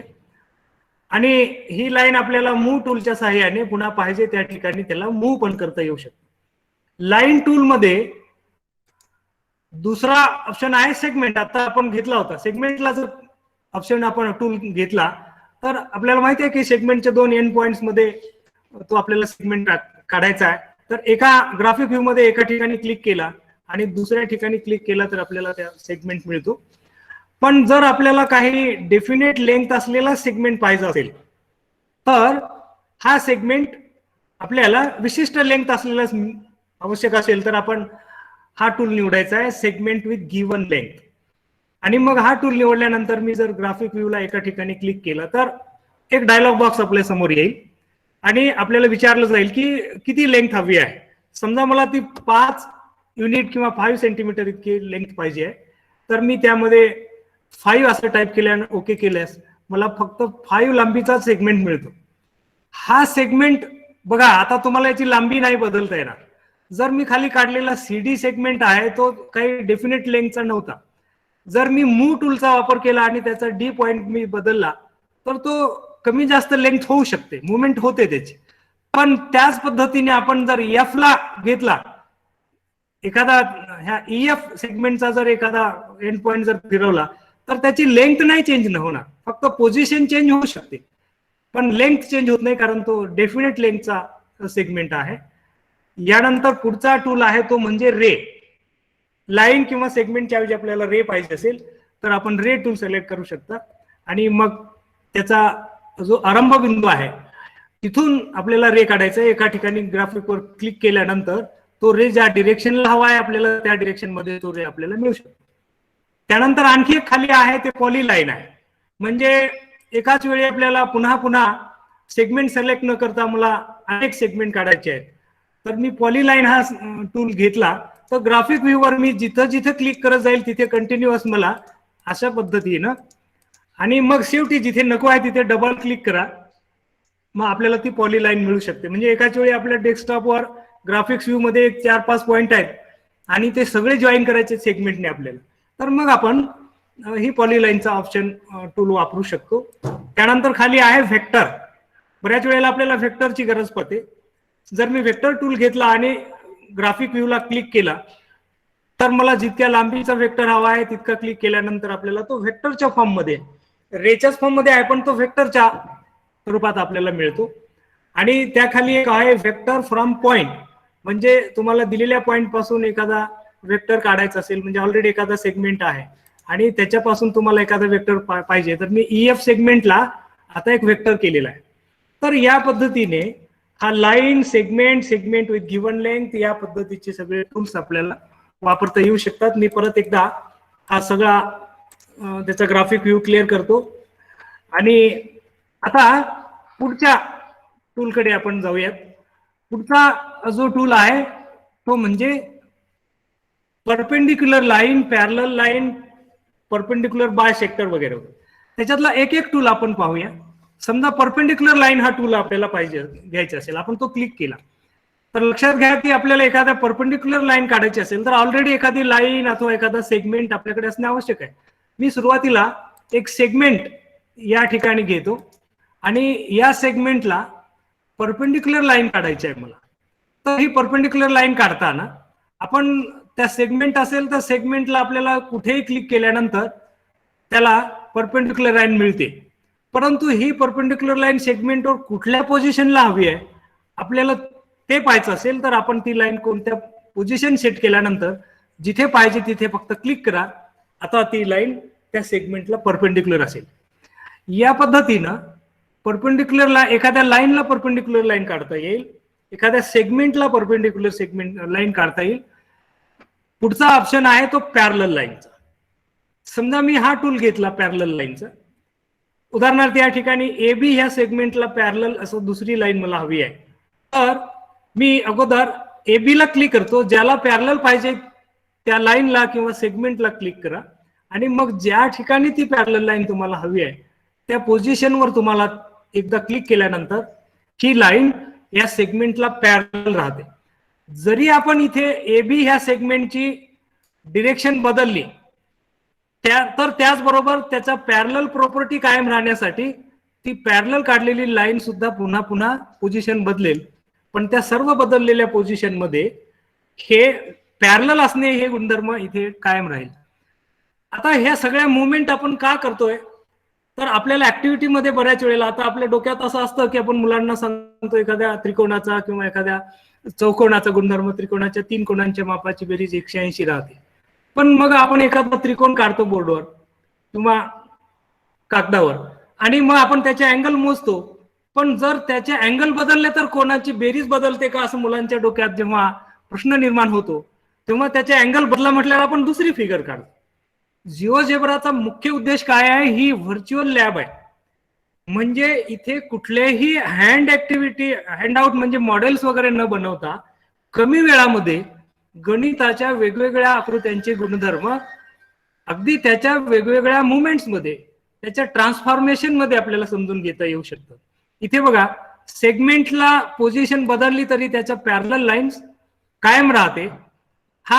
हे जे काही ट्रान्झिशन आहे आकृत्यांमध्ये आणि मग हे ट्रान्झिशन होताना त्याच्या गुणधर्मात काय बदल होतो, कोणते गुणधर्म कायम राहतात हे तपासणे हेच खरं तर ह्या ऍक्टिव्हिटीचं. केवळ फिगर काढणे हा उद्देश नाही जिओजेब्राचा, तर काढलेल्या फिगर मध्ये जे ट्रान्झिशन होतात, जे बदल होतात, त्या बदलानुसार त्यांच्या प्रॉपर्टीमध्ये काय बदल होतात का प्रॉपर्टी कायम राहतात हे चेक करणे ह्या जिओजेब्राचा मुख्य उद्देश आहे. आपण ऍक्टिव्हिटीमध्ये गेल्यास त्यामध्ये डिटेल पाहणार आहोत. यानंतर ह्या लाईन्स मधला एक तिसरा टूल आहे तो परपेंडिक्युलर बायसेक्टर. लंब दुभाजक काढायचं आपल्याला आणि अर्थातच आपल्याला माहिती आहे की लंब दुभाजक हा फक्त 2 पॉइंट्सच्या दरम्यानच्या रेषाखंडाला किंवा 2 पॉइंट्सच्या दरम्यान असू शकतो. मी जर हा परपेंडिक्युलर बायसेक्टर टूल सिलेक्ट केला आणि मी ह्या सेगमेंटला क्लिक केला तर मला परपेंडिक्युलर लाईन तर मिळते, पण ती केवळ मिड पॉइंट मधूनच जाणार आहे. आता हा मूव्ह करता येणार नाही आपणास. परंतु इथे एक महत्वाची गोष्ट लक्षात घ्या, तसं आता ट्रान्झिशन म्हटल्याप्रमाणे जर मी AB या सेगमेंटची लेंथ बदलली तर त्याचा परपेंडिक्युलर बायसेक्टरची पोझिशन बदलेल, but it will be always perpendicular bisector. तो त्या रेषाखंडाचा कायम लंब दुभाजक राहील, जरी रेषाखंडाची लांबी कमी किंवा जास्त आपण केली तरी. म्हणून हा परपेंडिक्युलर बायसेक्टर टूल आणि परपेंडिक्युलर लाईनचा टूल वेगळे आहे. केवळ परपेंडिक्युलर लाईन कोणत्याही ठिकाणी हवे असेल तर तो टूल घ्या, पण परपेंडिक्युलर बायसेक्टरच हवा असेल तर मग मात्र आपल्याला हा टूल घ्यायला लागेल. यानंतर खाली टँजंट असा एक टूल आहे. त्यासाठी आता टँजंट एखाद्या लाईनला टँजंट काढता येऊ शकते, एखाद्या सर्कलला टँजंट काढता येऊ शकते. हा टँजंट टूल जर मी सिलेक्ट केला तर मला टँजंट जिथे काढायचा आहे त्या ठिकाणी आपल्याला, जसं की मग त्यासाठी मी एक सर्कल घेतला आणि या सर्कलला मला एक टँजंट काढायची आहे. तर टँजंट टूल घेतल्यानंतर तुम्हाला ज्या पॉइंट मधून टँजंट हवी आहे त्या पॉइंटला क्लिक करा आणि ज्या फिगरला, ज्या ग्राफिक्सला तुम्हाला टँजंट पाहिजे त्याला क्लिक करा. मग आपल्याला त्या सर्कलची टँजंट मिळू शकते, एखाद्या कर्वची टँजंट मिळू शकते. तर टँजंट आपल्याला माहिती आहे, फक्त ती कशी काढायची हा टूल आपल्याला लक्षात घ्या. आपल्याला टँजंट काढण्यासाठी त्या कर्व किंवा सर्कलवरचा एक पॉइंट हवा आहे आणि त्या पॉइंटला पहिल्यांदा सिलेक्ट करावं लागेल आणि नंतर त्या ग्राफिक्सला, म्हणजे सर्कल असेल तर सर्कलला किंवा कर्व असेल, पॅराबोला असेल, हायपरबोला, जे काही तुमच्या फिगर्स असतील त्या फिगरला एकदा क्लिक करावं लागेल. हा त्याचा क्रम आहे. त्याच्यानंतर खालचा टूल आहे तो पोलार ऑर डायमीटर लाईन. म्हणजे आपल्याला या सर्कल मधून एखादी डायमीटर लाईन काढायची, मधून इंटरसेक्ट करणारी लाईन काढायची, तर तो टूल वापरता येईल. खालचे टूल फारसे महत्वाचे नाहीत, त्याच्यातले लोकस वगैरे आपण हायर लेवलला वापरले जातात. आता आपण सध्या आपल्याला गरजेचे टूल्स आहेत त्याबद्दल अधिक बोलू. त्याच्यानंतर तिसरा आहे तो पॉलिगॉनचा टूल. तर मी आता या ठिकाणी परत एकदा माझा स्क्रीन हा क्लिअर करतो आणि आता पुढचा टूल आपण बघणार आहोत तो म्हणजे पॉलिगॉनचा टूल. हा पॉलिगॉनचा टूल आपल्याला ट्रायंगल पासून ते मग कोणत्याही साइड नंबरच्या साइड असलेला पॉलिगॉन काढता येऊ शकतो. हा पॉलिगॉन काढण्यासाठी त्याचे वेगवेगळे टूल्स आहेत. पॉलिगॉन आहे, रेग्युलर पॉलिगॉन आहे, रिजिड पॉलिगॉन आहे आणि वेक्टर पॉलिगॉन आहे. शक्यतो आपण पॉलिगॉन किंवा रेग्युलर पॉलिगॉनचा अधिक वापर या ठिकाणी करत असतो आपल्या लेवलला. तर पॉलिगॉन जर मी हा टूल सिलेक्ट केला तर ग्राफिक व्ह्यूवर मी पहिला पॉइंट सिलेक्ट केल्यानंतर मला एक सेगमेंट माझ्यासोबत येतो. जर मी दुसऱ्या ठिकाणी क्लिक केला तर मला आणखी एक सेगमेंट मिळतो आणि सोबत त्याचा एरिया कव्हर होताना दिसतं. आता मी इथे क्लिक करून त्याच्या पुन्हा स्टार्टिंग पॉइंटला क्लिक केल्यानंतरच हा पॉलिगॉन क्लिअर होतो. हा पॉलिगॉन म्हणजे 3 साइड असलेला आहे, याला आपण ट्रायंगल म्हणतो. या पद्धतीनं हा पॉलिगॉन टूल वापरल्यानंतर आपण आपल्याला हव्या तेवढ्या साइडचा पॉलिगॉन काढू शकतो. याच्यातली महत्वाची कंडिशन अशी की आपण पॉलिगॉन काढताना सर्वात शेवटी एकदा स्टार्टिंग पॉइंटवर क्लिक करणे आवश्यक आहे, म्हणजे ती पूर्ण बंद आकृती आपल्याला मिळू शकते. यामध्ये जे पॉलिगॉन दिसत आहेत या पॉलिगॉनच्या साइड सगळ्या इरेग्युलर आहेत, अनियमित आहेत. पण जर मला रेग्युलरच पॉलिगॉन हवा असेल तर मग मला त्याच्या खालचा टूल वापरता येईल, रेग्युलर पॉलिगॉन. आता मी हा टूल वापरून जर ग्राफिक्स व्ह्यूवर क्लिक केला आणि एक सेगमेंट घेतला, लक्षात घ्या एकच सेगमेंट घेतला, तर तिथे डायलॉग बॉक्स येतो हाऊ मेनी व्हर्टायसेस, तुम्हाला किती शिरोबिंदू पाहिजेत. याचा अर्थ असा आपल्याला माहिती आहे की जेवढे शिरोबिंदू असतात तेवढ्या त्याच्या साइड्स पण असतात. इथे 4 हा बाय डिफॉल्ट आलेला आहे. आम्हाला जर समजा 5 शिरोबिंदू असलेला म्हणजे पेंटागॉन पाहिजे आहे, पंचकोन हवा आहे, तर मी त्या ठिकाणी 5 असं टाईप केलं तर मला ऑलरेडी रेग्युलर पेंटागॉन मिळेल. या पंचकोनाच्या सर्व भुजा एकरूप आहेत हे या ठिकाणी आपल्याला दिसतं. म्हणजे पॉलिगॉन आणि रेग्युलर पॉलिगॉन मध्ये फरक एवढाच की रेग्युलर पॉलिगॉन हा फक्त एकाच वेळी तुम्हाला जितक्या साइड हव्या आहेत तितक्या पॉलिगॉन तेवढ्या साइड्स मिळतील, पण त्या सगळ्या एकरूप असतील. हे त्याच्यातला म्हणजे तो रेग्युलर आहे, नियमित बहुभुज आहे. त्याच्यानंतर पुढचा त्याचा टूल आहे तो म्हणजे रिजिड पॉलिगॉन. हा रिजिड पॉलिगॉन काय आहे म्हणजे समजा आता मी इथे एक पॉलिगॉन काढलाय, त्याला मी क्लिक केला, त्या पॉलिगॉनवर हा रिजिड पॉलिगॉन जर मी सिलेक्ट केला, टूल घेतला आणि इथे सिलेक्ट केला आहे त्या पॉलिगॉनवर मी क्लिक केला तर मला असे अनेक पॉलिगॉन इथे म्हणजे तेच त्याचे कॉपी करून आपल्याला या ठिकाणी मिळू शकतं. त्यानंतर खाली व्हेक्टर पॉलिगॉन आहे, याचा फारसा आपल्याला उपयोग होत नाही. म्हणजे व्हेक्टर मध्ये आपल्याला पाहिजे असेल, त्याच्या साइड्स मध्ये बाण दाखवायचे असतील तर आपल्याला व्हेक्टर पॉलिगॉनचा वापर करता येऊ शकतो. आता पुढचा टूल आणखी एक महत्वाचा आहे, तो म्हणजे हा सर्कलचा टूल. बघा इथे डेस्कटॉपवर आपल्याला जो पुढचा टूल दिसतोय तो सर्कल.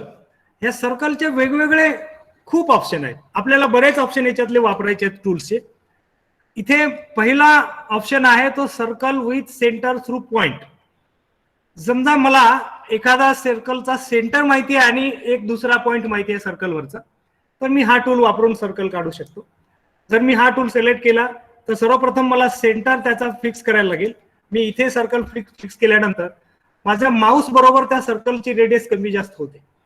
आपल्याला जी अप्रोप्रिएट रेडियस पाहिजे आहे तेवढी पूर्ण झाल्यानंतर आपण त्याला दुसऱ्या ठिकाणी क्लिक केल्यास आपल्याला हा सर्कल मिळतो. पण जर आपल्याला फिक्स रेडियसचा सर्कल हवा असेल तर आपण हा दुसरा टूल वापरा, सर्कल सेंटर अँड रेडियस असा ऑप्शन असलेला.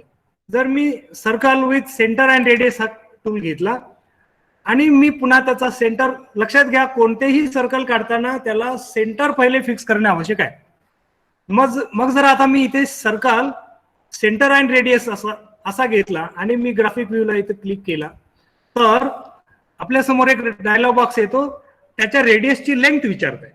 समजा मी तिथे 4 रेडियस असलेला जर मला सर्कल हवा असेल तर मी 4 टाईप करतो आणि आता हा 4 इतकी रेडियस असलेलाच हा सर्कल मिळेल. या सर्कलची रेडियस आता आपल्याला बदलता येणार नाही, परंतु आता जो पहिला सर्कल काढला होता त्याची रेडियस आपल्याला कमी जास्त करता येते, याची मुवमेंट होते, पण याची मुवमेंट आपल्याला करता येणार नाही, ही फिक्स रेडियसचं सर्कल. त्याच्यानंतर पुढचा त्याच्यातला टूल आहे तो म्हणजे कंपासचा. हा कंपासचा टूल खूप महत्वाचा आहे. बऱ्याच वेळेला आपल्याला काही कन्स्ट्रक्शन करताना कंपास टूल वापरावं लागतं. बघा हा कंपास टूल कसा वापरायचा आहे. कंपास टूल मी सिलेक्ट केल्यानंतर मी ग्राफिक व्ह्यू मध्ये एक पॉइंट घेतो. लक्षात घ्या त्यासाठी आपल्याला ग्राफिक व्ह्यू मध्ये 2 पॉइंट्सची किंवा एखाद्या सेगमेंटची आवश्यकता आहे. समजा मी एक सेगमेंट घेतला इथे आणि आता ह्याच सेगमेंटचा सर्कल पाहिजे मला, तर हा कंपास जो ऑप्शन आहे सर्कल काढण्याचा तो सिलेक्ट केल्यानंतर या सेगमेंटला सिलेक्ट केल्यानंतर मला त्या डीई सेगमेंट एवढीच रेडियस असलेला सर्कल मिळाला, परंतु हा सर्कल मला कुठेही मूव्ह करता येतो. याचा काय उपयोग होणार आहे पुढे. बऱ्याच वेळेला विद्यार्थ्यांच्या समोर आपल्याला लंबदुभाजकाची ऍक्टिव्हिटी करून दाखवायची असते आणि आपल्याला माहिती आहे की रेषाखंडाचा लंबदुभाजक काढताना आपण जे त्या रेषाखंडाच्या एकाच किंवा दोन्ही बाजूला जे कर्व काढतो, आपण जे ते आर्क काढतोय त्याची रेडियस फिक्स ठेवावी लागते. आणि मग अशा वेळी आपल्याला इथे रेडियस फिक्स असलेला आर्क मिळत नाही तर आपल्याला हा सर्कल वापरता येतो. त्यामुळं हा कंपास टूल आपल्याला वापरता येईल. आपण ज्या ठिकाणी क्लिक करू त्या ठिकाणी त्याचा सेंटर फिक्स झाल्यानंतर तो सर्कल त्याच ठिकाणी थांबेल. हा कंपास टूल आपल्याला कसा वापरायचा, आता सध्या आपण हे टूल्स कसे घ्यायचे हे बघतोय, वापरायचे कसे ते ऍक्टिव्हिटी मध्ये जाऊन आपण पाहणार आहोत. त्याच्यानंतर पुढचा आहे तो सर्कल थ्रू 3 पॉइंट्स. म्हणजे आपल्या ग्राफिक्स व्ह्यूवर एक ऑलरेडी 3 पॉइंट्स असतील, समजा बी पॉइंट आहे, एफ पॉइंट आहे आणि ई पॉइंट आहे. तर कुठलेही 3 पॉइंट आपण, आपल्याला माहिती आहे की कोणत्याही 3 पॉइंट्स मधून एक सर्कल, एक आणि एकच सर्कल जाते, ही प्रॉपर्टी तर आपल्याला माहिती आहे. विद्यार्थ्यांना ते समजून सांगण्यासाठी मदत होते. आपण विद्यार्थ्याला सांगितलं की कुठल्याही प्रतलात 3 बिंदू घ्या, त्या 3 बिंदूमधून किती वर्तुळ काढता येतील, तर ही ऍक्टिव्हिटी आपल्याला डायरेक्ट करून मुलांना वर्तुळ दाखवता येईल. दुसरं वर्तुळ काढता येते का नाही मुलं ते आकृती पाहून ठरवू शकते. त्याच्यानंतर पुढचा टूल आहे तो म्हणजे सेमी सर्कलचा. मी त्याच्या अगोदर माझा ग्राफिक्स व्ह्यू आहे तो एकदा क्लिअर करतो म्हणजे आपल्याला ते व्यवस्थितपणे पाहता येऊ शकेल. बघा आता इथे सर्कल मधला सेमी सर्कल हा टूल घेतला, तर हा टूल घेतला तर आपल्याला अर्धवर्तुळ काढता येतं, पण ते आर्कच्या फॉर्म मध्ये. बघा मी इथे जर सेमी सर्कलचा टूल घेऊन इथे जर क्लिक केला तर मला हव्या तितक्या डायमीटरचा एक सेमी सर्कल काढता येईल. लक्षात घ्या मी ए कडून बी कडे आलो. कृती बऱ्याच वेळेला काही टूल्स वापरल्यानंतर आपण कुठे चुकतो किंवा त्याची पोझिशन कशी पाहिजे हे प्रत्यक्ष वापराने लक्षात येऊ शकतं. म्हणून हे सगळे टूल्स माहिती असण्यापेक्षा त्याचा प्रॅक्टिस आपल्याला अधिक करावी लागणार आहे. बघा मी हाच टूल जर असा वापरला, मी इथे क्लिक केला आणि मी आता माझा कर्सर जो आहे, माऊस आहे, तो मी लेफ्ट कडे सरकवला तर मला सेमी सर्कल हा खालच्या बाजूने मिळाला. म्हणजे आपल्याला आवश्यकतेनुसार तो वरून पाहिजे असेल किंवा खालून पाहिजे असेल तर आपण त्या पद्धतीने त्याची मुवमेंट करता येईल. हा कंप्लीट अर्धवर्तुळ आहे, अर्धवर्तुळ कंस आहे. त्याच्यानंतर पुढे आणखी एक त्याचा टूल आहे, तो म्हणजे सर्क्युलर आर्क. म्हणजे आपल्याला फक्त एक कंस काढायचा आहे, पूर्ण वर्तुळ काढायचं नाही. तर अशा वेळी आपण ही सर्क्युलर आर्क टूल वापरू शकतो. आपण त्यासाठी एक पॉइंट फिक्स केला आणि दुसरा एक पॉइंट फिक्स केला तर आता बघा, आता माऊस ज्या पद्धतीने जसा फिरेल तिथपर्यंतच त्या ठिकाणी आपल्याला तो कंस मिळतो. आणि आपण कुठेही क्लिक केलं, कुठेही जाऊन थांबलो आणि क्लिक केला तर आपल्याला तो तिथे आर्क आपल्याला थांबलेला दिसेल. शक्यतो असं करताना जर मी त्या आर्कच्या बाहेर क्लिक केलं तर मला त्याचा बाहेर एक पॉइंट मिळेल, पण जर तो पॉइंट मला त्या आर्कवरच पाहिजे असेल तर शक्यतो आपण क्लिक करताना त्या आर्कच्या एंड पॉइंटला क्लिक करा, म्हणजे आपल्याला त्याचा तो एंड पॉइंट तिथेच मिळेल. हा केवळ सर्क्युलर आर्क काढण्यासाठी आहे. कोणतेही आर्क लक्षात घ्या, आर्क असो की सेमी सर्कल असो किंवा आणखी सर्कल असो, सेंटर महत्वाचा आहे. त्याच्यानंतर पुढचा टूल आहे तो म्हणजे सर्कम सर्क्युलर आर्क. म्हणजे 3 पॉइंट्स मधून आपल्याला सर्कम सर्क्युलर आर्क काढायचे.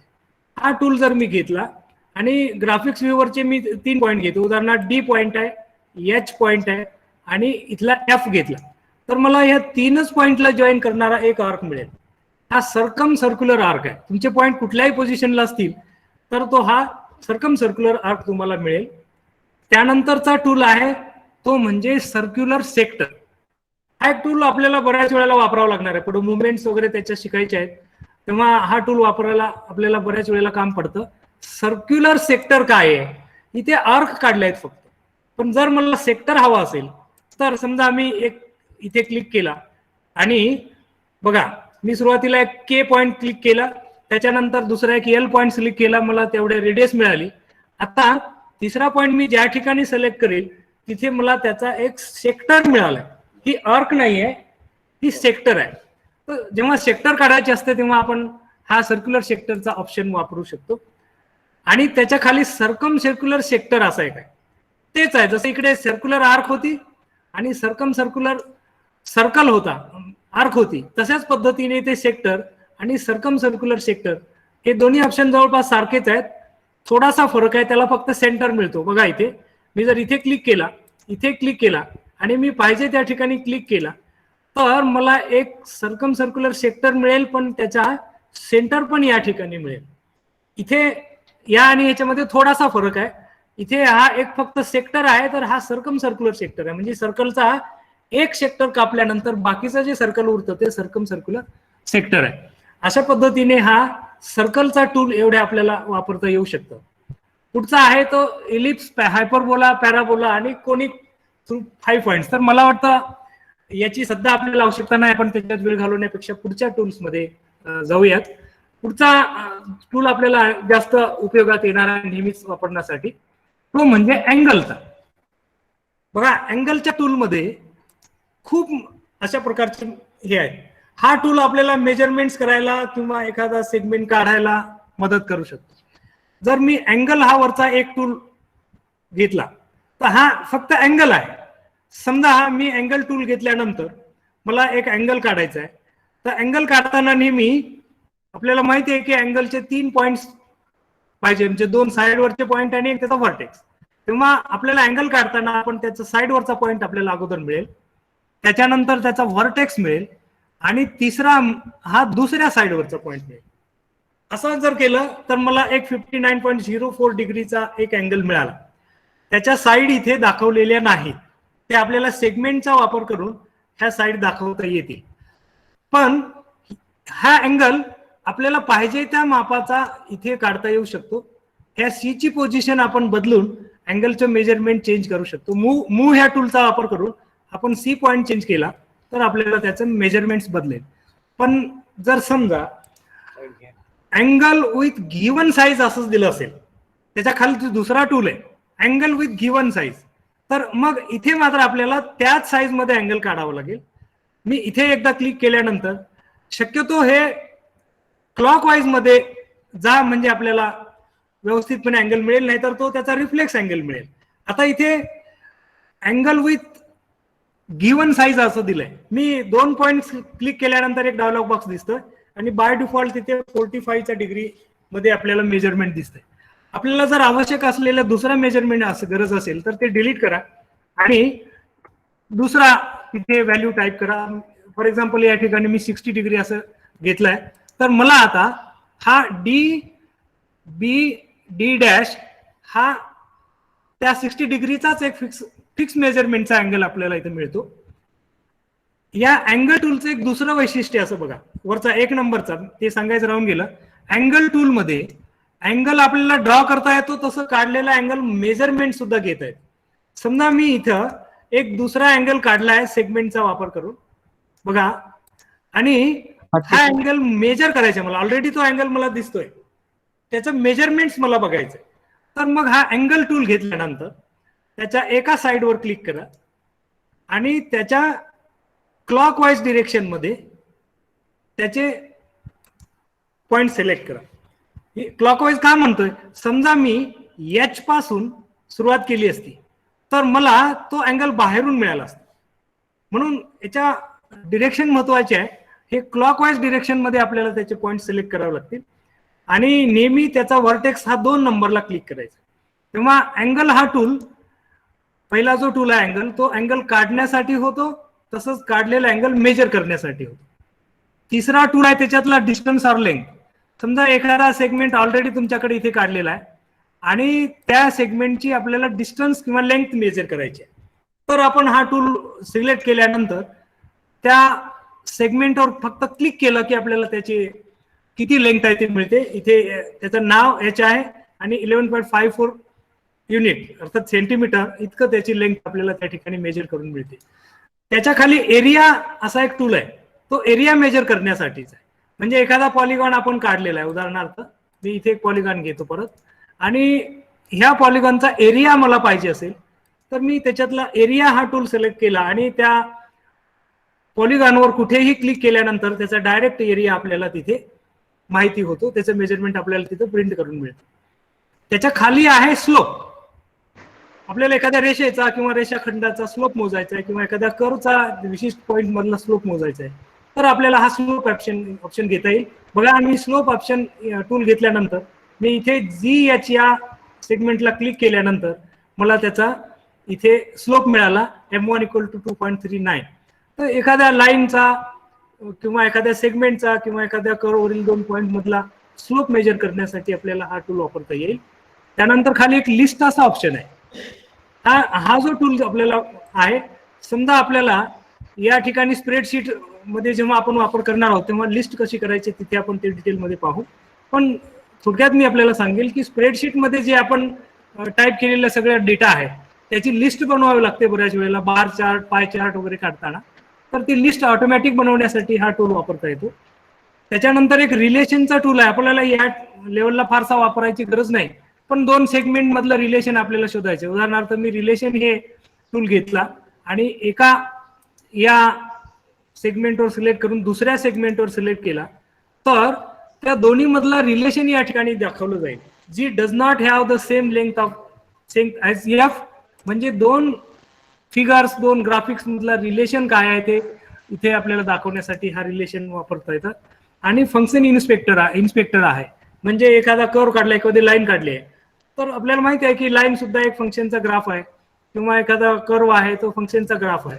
तर ग्राफवरून फंक्शन डिटेक्ट करण्यासाठी तो आपल्याला तिथे ते टूल वापरता येतं. या लेवलला आपल्याला फारशी त्याची गरज पडत नाही. पुढचा एक टूल महत्वाचा आहे तो म्हणजे बघा, रिफ्लेक्शन्स. हा टूल आपल्याला अनेक वेळेला वापरायचा आहे. GIF करताना याचा मोठा वापर आपल्याला करावा लागतो. बघा, हा टूल आपल्याला सगळ्यांना वापरता येणे अधिक महत्वाचे आहे. हा टूल वापरण्यासाठी काही महत्वाच्या गोष्टी आपल्याला अगोदर मी करून घ्याव्या लागते. जसं इथे मला मी ट्रायंगल घेतलाय. आता हा रिफ्लेक्शन टूल चे मेनू किती आहेत बघा, किती सब टूल आहेत. तर रिफ्लेक्शन अबाउट लाईन आहे, रिफ्लेक्शन अबाउट पॉइंट आहे, रिफ्लेक्शन अबाउट सर्कल आहे, रोटेशन अराउंड पॉइंट, असे वेगवेगळे ऑप्शन आहेत. मी एक एक ऑप्शन कसा वापरायचा मी आपल्याला सांगेल. सुरुवातीला मी रिफ्लेक्शन अबाउट लाईन हा टूल कसा वापरायचा हे सांगतो. रिफ्लेक्शन अबाउट लाईन म्हणजे काय? म्हणजे आता दिलेली ही जे पॉलिगॉन आहे, त्रिकोण आहे, याचं रिफ्लेक्शन मला एका रेषेच्या संदर्भात पाहिजे, दुसऱ्या बाजूला त्याचं रिफ्लेक्शन पाहिजे. तर मग त्यासाठी आपल्याला एक लाईन हवी आहे. मी ते एक सेगमेंट घेतो. बघा, आता या ट्रायंगलचं या सेगमेंटच्या संदर्भात रिफ्लेक्शन पाहिजे, जसं मिरर इमेज असते तशी. तर मग मी हा रिफ्लेक्शन अबाउट लाईन असा टूल सिलेक्ट केला आणि हे केल्यानंतर आपल्याला ग्राफिक्स मध्ये सिलेक्ट करावं लागेल. मग हा ट्रायंगल मला रिफ्लेक्ट करून पाहिजे. तर मी ट्रायंगलवर क्लिक केल्यानंतर ह्या लाईनला क्लिक करतो, त्याचं बरोबर दुसऱ्या बाजूला तेवढ्याच डिस्टन्सवर आपल्याला त्याचं रिफ्लेक्शन मिळतं. हे रिफ्लेक्शन ह्या सेगमेंटच्या संदर्भात आहे. जर आपण सेगमेंटची पोझिशन बदलली तर त्याच्या रिफ्लेक्शनचा सुद्धा पोझिशन बदलते. आपल्याला माहिती आहे की मिरर इमेज ही नेहमी ऑब्जेक्ट डिस्टन्स जितकं दिसतं तेवढंच त्याचं इमेज डिस्टन्स मिरर मध्ये असतं. हा जो गुणधर्म विज्ञानामध्ये आपल्याला विद्यार्थ्याला सांगायचा आहे. इथे आपल्याला रिफ्लेक्शन करून दाखवलं एखाद्या फिगरचं. हे रिफ्लेक्शन अबाउट लाईन आहे. पण जर आपल्याला रिफ्लेक्शन अबाउट पॉइंट असं पाहिजे असेल तर हा दुसरा टूल आपल्याला वापरता येऊ शकतो. आणि बघा, हा रिफ्लेक्शन अबाउट पॉइंट हा टूल मी सिलेक्ट केला. तर या ठिकाणी परत जे आपल्याला रिफ्लेक्शनच्या ग्राफिक्सचं पाहिजे, इथे त्रिकोणाचं रिफ्लेक्शन पाहिजे. मी त्रिकोण सिलेक्ट केला. आता इथे जो खाली एफ पॉइंट दिसतोय त्या एफ पॉइंटच्या संदर्भात हे रिफ्लेक्शन मला पाहिजे. मी एफ वर क्लिक केला तर मला या ट्रायंगलचं ह्या एफ पॉइंटच्या रेफरन्स मध्ये त्याचा रिफ्लेक्शन या ठिकाणी मिळालं. जसा जसा इथे हा एफ पॉइंट जिथे आपण चेंज करत नेऊ तिथे त्याच्या अपोजिट साईडला त्याचं रिफ्लेक्शन आपल्याला मिळत राहतं.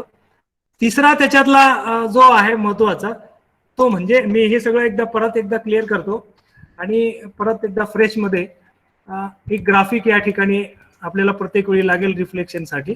आणि बघा, या ठिकाणी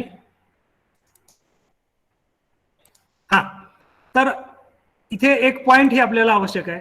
आता इथला रिफ्लेक्शन अबाउट सर्कल असा एक ऑप्शन आहे. हा रिफ्लेक्शन सर्कलच्या संदर्भात करायचं. म्हणजे एखादा मिरर जसा सर्क्युलर मिरर असतो तेव्हा त्याच्या इमेज जशा वेगवेगळ्या साईज मध्ये येतात, तसं सर्कलच्या रेफरन्स मध्ये आपल्याला जर एखादा ग्राफिक्स रिफ्लेक्ट करायचा आहे तर हा रिफ्लेक्शनचा टूल वापरू शकतो आपण. रिफ्लेक्ट अबाउट सर्कल कसा वापरायचा आहे तर त्यासाठी आपल्याला एक लागेल सर्कल. अगोदर आपण एक सर्कल घेऊ.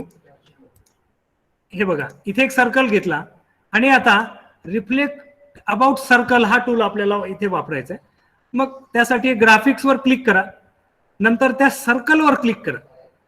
जो सर्कल तुम्ही वापरणार आहे त्या सर्कलवर क्लिक केल्यानंतर आपल्याला त्याचं रिफ्लेक्शन मिळतं. पण हे रिफ्लेक्शन आपल्याला दिसतंय का? इथे कुठं दिसतंय का? बघा, सॉरी, हा रिफ्लेक्शन अबाउट सर्कल असा टूल वापरायचा आहे.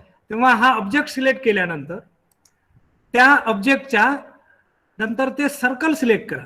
या सर्कलवर इथं क्लिक केला तर आपल्याला इथे फार छोट्या साईज मध्ये दिसते बघा मध्ये. मी त्याला मोठा करतो. त्याच्यासाठी मी या सर्कलची पोझिशन चेंज करतोय.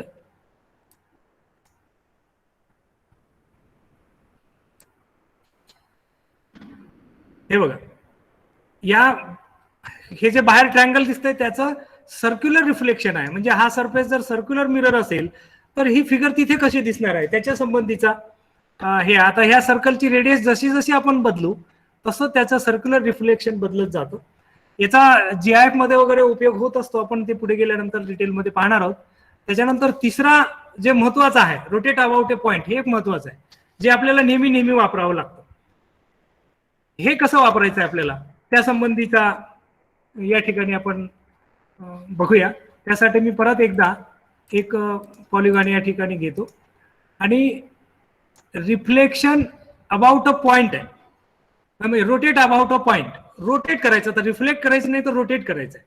तर मग त्यासाठी आपल्याला एक ग्राफिक्स आणि एक पॉइंट लागेल. हा ट्रायंगल आहे आणि त्याची एक पॉइंट आहे. मला हा रोटेट करायचा आहे. हे फिगर ह्या पॉइंटच्या भोवती रोटेट करायचे. इकडे सुद्धा आपण मूव्ह अराउंड पॉइंट असा एक मूव्ह मध्ये टूल होता, पण याच्यात आणि त्याच्यात थोडा बदल आहे. समजा या ठिकाणी मी रोटेट अराउंड पॉइंट असा टूल घेतला. आता त्यासाठी मी ग्राफिक सिलेक्ट करतो आणि मग हा पॉइंट सिलेक्ट करतो. तर मला तो किती डिग्रीमध्ये रोटेट करून पाहिजे. रिफ्लेक्शन मध्ये अगदी 180 डिग्रीमध्ये येतं, पण रोटेशन मध्ये तुम्हाला किती डिग्रीमध्ये रोटेट करायचं आहे, 45, 90, 60, 180 आपल्याला पाहिजे त्या अँगलमध्ये ते रोटेट करता येतं. फॉर एक्झाम्पल मी 60 डिग्रीमध्ये रोटेट करून आपल्याला इथं बघतो. तर बघा हा ट्रँगल ह्या डी पॉइंटच्या संदर्भात 60 डिग्रीमध्ये रोटेट झालेला दिसतो. हा अँगल बदलला तर त्याचं रोटेशन आणखी वेगळ्या ठिकाणी आपल्याला मिळेल. हा रोटेशन अबाउट ए पॉइंट आहे. आणखी एक खाली एक महत्वाची गोष्ट आहे ती म्हणजे ट्रान्सलेट बाय व्हेक्टर. ही एक खूप महत्वाची गोष्ट आपल्याला या ठिकाणी बघायची आहे. डायलेट आणि ट्रान्सलेट करणे हे काय आहे. तर ट्रान्सलेशनसाठी आपल्याला या ठिकाणी एक व्हेक्टर लागेल. मी त्यासाठी एक सेगमेंट अगोदर इथे घेतो आणि त्याचं ट्रान्सलेशन कसं करायचं आहे, म्हणजे ही फिगर आपल्याला दुसऱ्या ठिकाणी मूव्ह करायची. त्याच्यासाठी आपल्याला हा ट्रान्सलेशन आणि त्यासाठी एक वेक्टर पण लागेल. मी तो वेक्टर या ठिकाणी घेतला. तर वेक्टर कसे काढायचे आहेत हा टूल आपण यापूर्वी बघितलाय. इथे ट्रान्सलेट बाय वेक्टर असं दिलंय. मला हा त्रिकोण ट्रान्सलेट करायचा आहे या वेक्टरच्या संदर्भात. बघा आता इथे मी हा ट्रायंगल सिलेक्ट केला, नंतर इथं काढलेला वेक्टर सिलेक्ट केला, तर हा ट्रायंगल मला पुढे मिळाला. तुम्ही म्हणाले याची कॉपी झाली पुढे झालाय. पण जर आपण मूव्ह टूल वापरला, बऱ्याच वेळेला दोन फिगर एकरूप आहेत का एकमेकावर जुळवून बघायचे. आपण बोर्डवर जेव्हा त्रिकोण एकरूपचा संकल्पना सांगतो तेव्हा दोन त्रिकोण वेगळ्या ठिकाणी काढतो आणि हे दोन त्रिकोण तंतोतंत जुळतात का, तर मुलं फक्त तिथे तोंडीच विचार करणार आहेत, कारण ती फिगर मूव्ह करता येत नाही आपल्याला बोर्डवरची. पण इथे ही फिगर आपल्याला ट्रान्सलेटच्या पद्धतीने मूव्ह करता येते. बघा इथे मूव्ह टूल घेतला आणि हा वेक्टर आपण जसा जसा मागे सरकवू तसा तो त्या ट्रायंगलवर आपल्याला परत एकदा वर ओव्हरलॅप करून दाखवता येईल. म्हणजे एकरूपता दाखवण्यासाठी आपल्याला हा ट्रान्सलेटचा टूल वापरता येऊ शकतो. हे महत्वाचं आहे. तेव्हा ट्रान्सलेट कसं वापरायचं परत एकदा लक्षात घ्या. त्यासाठी आपल्याला एक व्हेक्टर लागेल आणि व्हेक्टर काढण्यासाठी अगोदर तुम्ही सेगमेंट घ्या. त्याच सेगमेंटच्या दोन्ही एंड पॉइंट वर वेक्टर काढा. म्हणजे vector point select tool select केल्यानंतर वेक्टर काढा आणि मग हा ट्रान्सलेट बाय वेक्टर हा ऑप्शन या टूल घेतल्यानंतर त्या ट्रँगल किंवा सर्कल जे काही तुम्ही घेतलाय त्याला क्लिक केल्यानंतर त्या वेक्टरला क्लिक केल्यास आपल्याला त्याचं ट्रान्सलेशन मिळतं. अशा पद्धतीनं हे ट्रान्सलेशन करता येतं. त्याच्या खालचा एक आहे डायलेट करणे. डायलेट करणे काय आहे, समजा तिथेच डायलेट करायचं आहे, तो पॉइंटच्या संदर्भात डायलेट करायचा आहे, एखाद्या पॉइंट पासून डायलेट करायचा आहे. तर बघा हा डायलेट केल्यानंतर कसं करायचं आहे, तर तो ट्रँगल मी सिलेक्ट केला आणि त्याचा एक पॉइंट सिलेक्ट केला तर त्याचा फॅक्टर विचारत आहे.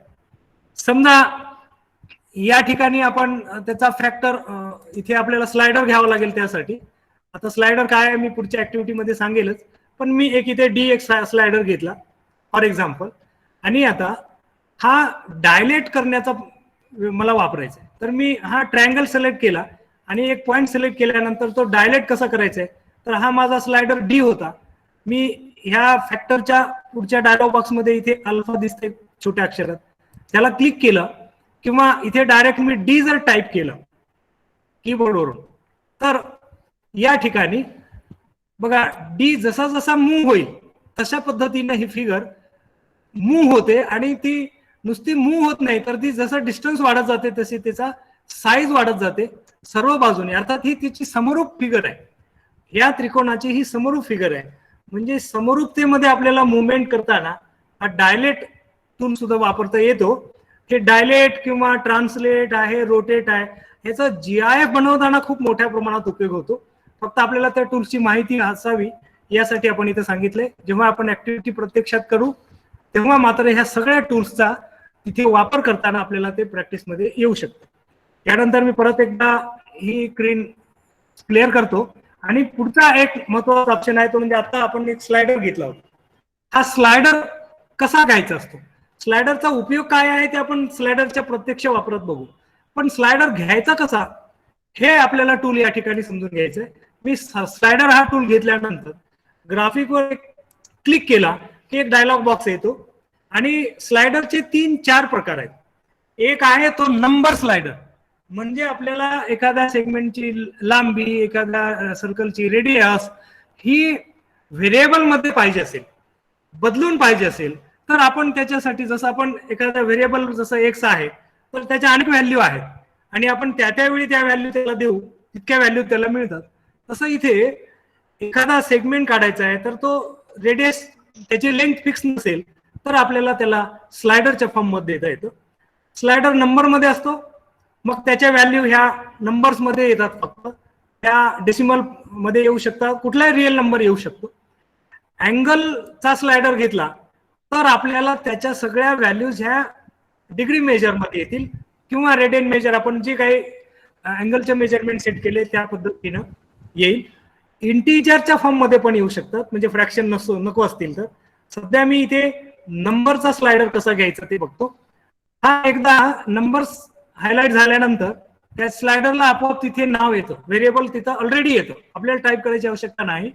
किंवा आपल्याला हवं असेल तर आपण पाहिजे त्या व्हेरिएबल मध्ये ते स्लायडर घेऊ शकतो. आता सध्या बाय डिफॉल्ट ए आहे, त्याच्या खाली इथे मात्र मिनिमम आणि मॅक्सिमम व्हॅल्यू दिले आहेत. त्याच्या गरजेनुसार आपल्याला काय वेळेला निगेटिव्ह व्हॅल्यू लागतात, काय वेळेला 0 पासून सगळ्या पॉझिटिव्ह व्हॅल्यूज लागतात, काय वेळेला पुढच्या काही विशिष्ट अशा इंटरव्हल मध्ये व्हॅल्यूज आवश्यक असतील.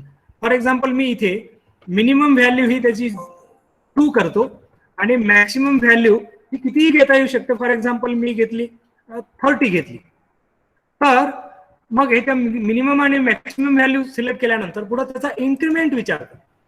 तुम्हाला ह्या व्हॅल्यू 2 पासून 30 पर्यंत वाढवत न्यायचे, पण ह्या सगळ्या व्हॅल्यूज वाढवताना त्या कशा वाढल्या पाहिजे, म्हणजे 0.1 मध्ये, 0.2 मध्ये किंवा अगदी इंटिग्रल व्हॅल्यू मध्ये, म्हणजे 1, 2, 3 कशा पद्धतीने वाढवायचे त्या पद्धतीने इन्क्रीमेंट देता येईल. मी इथं फॉर एक्झाम्पल 1 असं इन्क्रीमेंट देतो, म्हणजे 2 नंतर 3, 4, 5 अशा पद्धतीने ते वाढेल. आणि मी ओके केल्यानंतर मला इथे एक स्लायडर मिळतो. फक्त स्लायडर मिळालाय, ह्याचा वापर काय आहे ते आपल्याला माहिती नाही. मी एक वापर थोडक्यात स्लायडरचा करून दाखवतो. समजा मला एक सेगमेंट काढायचा आहे आणि त्या सेगमेंटची व्हॅल्यू 2 पासून 30 पर्यंत बदलायची, तर मला ह्या स्लायडरचा वापर करता येईल. त्यासाठी आपल्याला सेगमेंट विथ गिव्हन लेंथ हा टूल वापरावा लागेल. मी हा सेगमेंट विथ गिव्हन लेंथचा टूल वापरून ग्राफिक्स व्ह्यूवर इथं क्लिक केला तर तिथे लेंथ विचारली आहे मला. आता ही लेंथ मी डेफिनेट टाईप करण्याच्या ऐवजी माझा स्लायडर ए होता, त्याचा व्हेरिएबल ए आहे स्लायडरचा, तर मग मी या ठिकाणी ए टाईप करतो माझ्या कीबोर्डवर. मी 8 जर टाईप केलं तर आणि ओके केलं तर मला इथे सेगमेंट मिळाला. बाय डिफॉल्ट ए ची व्हॅल्यू तिथे 2 आहे, तर हा 2 लेंथचा हा सेगमेंट मिळाला. जर मी या स्लायडरवरचा पॉइंट मूव्ह केला, मी जसा जसा त्याला पुढे येईल तसा या सेगमेंटची लेंथ वाढत जाईल.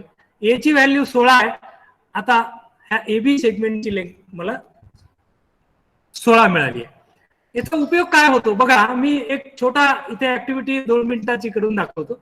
जर मला एक पॉलिगॉन पाहिजे, म्हणजे अगदी त्रिकोणापासून ते 30 बाजू असलेल्या फिगर पर्यंत मला एखादा पॉलिगॉन बदलत न्यायचा आहे, तर मी पॉलिगॉन हा टूल वापरतो आणि रेग्युलर पॉलिगॉन हा टूल वापरतो.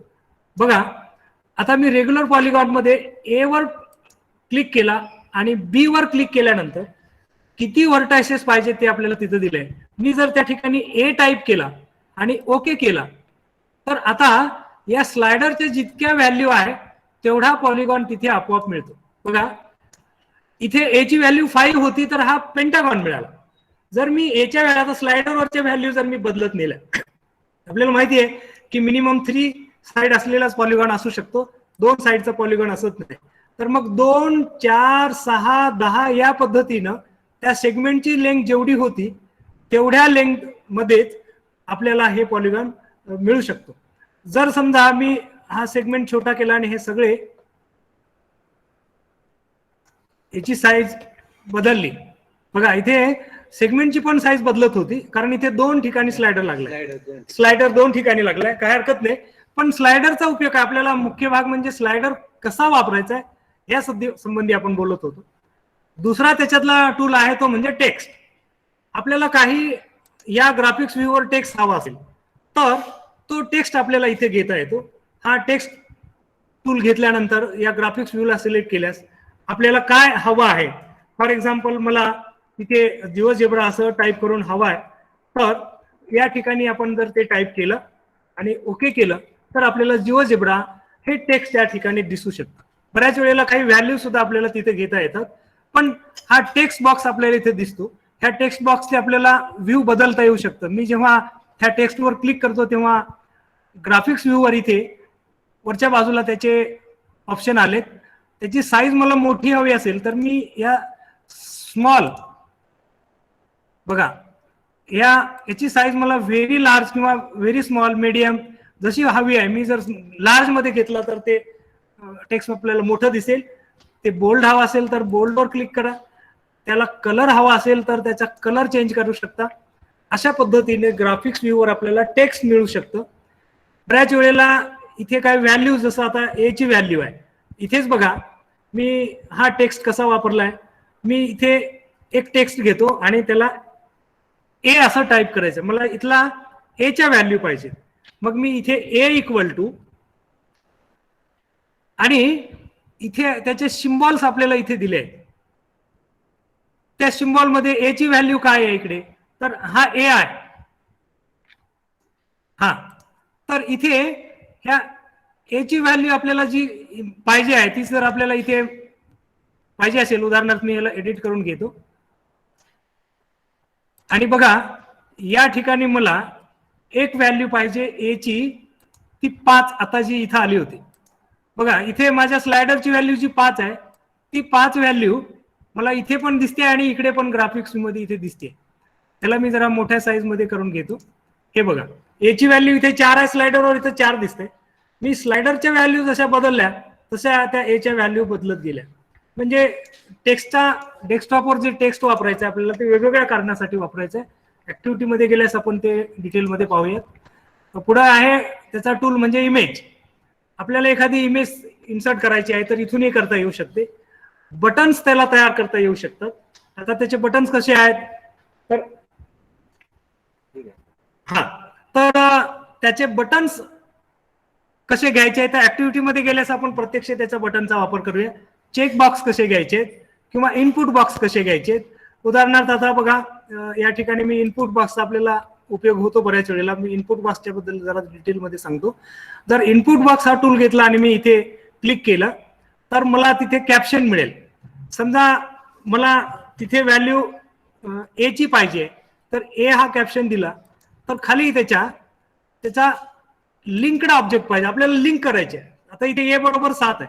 समजा ए च्या व्हॅल्यू आपण इथे स्लायडरवरून घेण्याच्या ऐवजी इनपुट मधून दिल्या तर मी इथे ए इक्वल टू 7 ह्याला सिलेक्ट केला आणि ओके केला तर इथे ए ची व्हॅल्यू 7 आली आहे. बघा ह्या 7 ला मी डिलीट करून तिथे जर 9 लिहिलं आणि एंटर केला तर ह्या स्लायडर मधल्या ए ची व्हॅल्यू आपोआप 9 होती. म्हणजे हा स्लायडर मागे पुढे सरकावून मला ए च्या व्हॅल्यू चेंज करण्याच्या ऐवजी ह्या इनपुट मधून आपल्याला त्या व्हॅल्यू चेंज करता येऊ शकतात.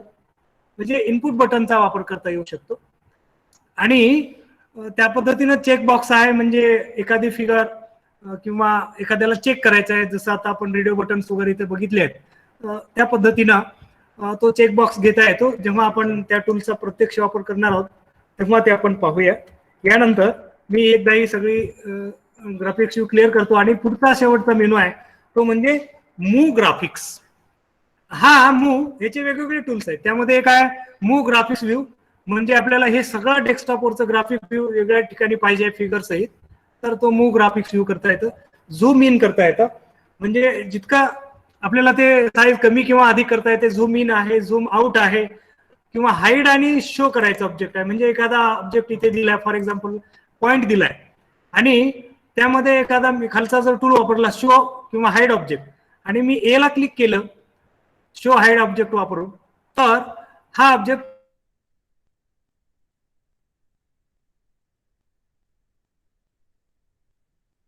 आणि विशेष म्हणजे याच्यातला जो डिलीट टूल आहे, आता मी हे सगळं जे पुन्हा पुन्हा स्क्रीन क्लिअर करत होतो त्याच्याऐवजी जर इथे डिलीट ऑप्शन घेतला आणि आपण त्या ऑब्जेक्टला किंवा एखाद्या ग्राफिक्सला क्लिक केलं तर तो डिलीट होऊ शकतो.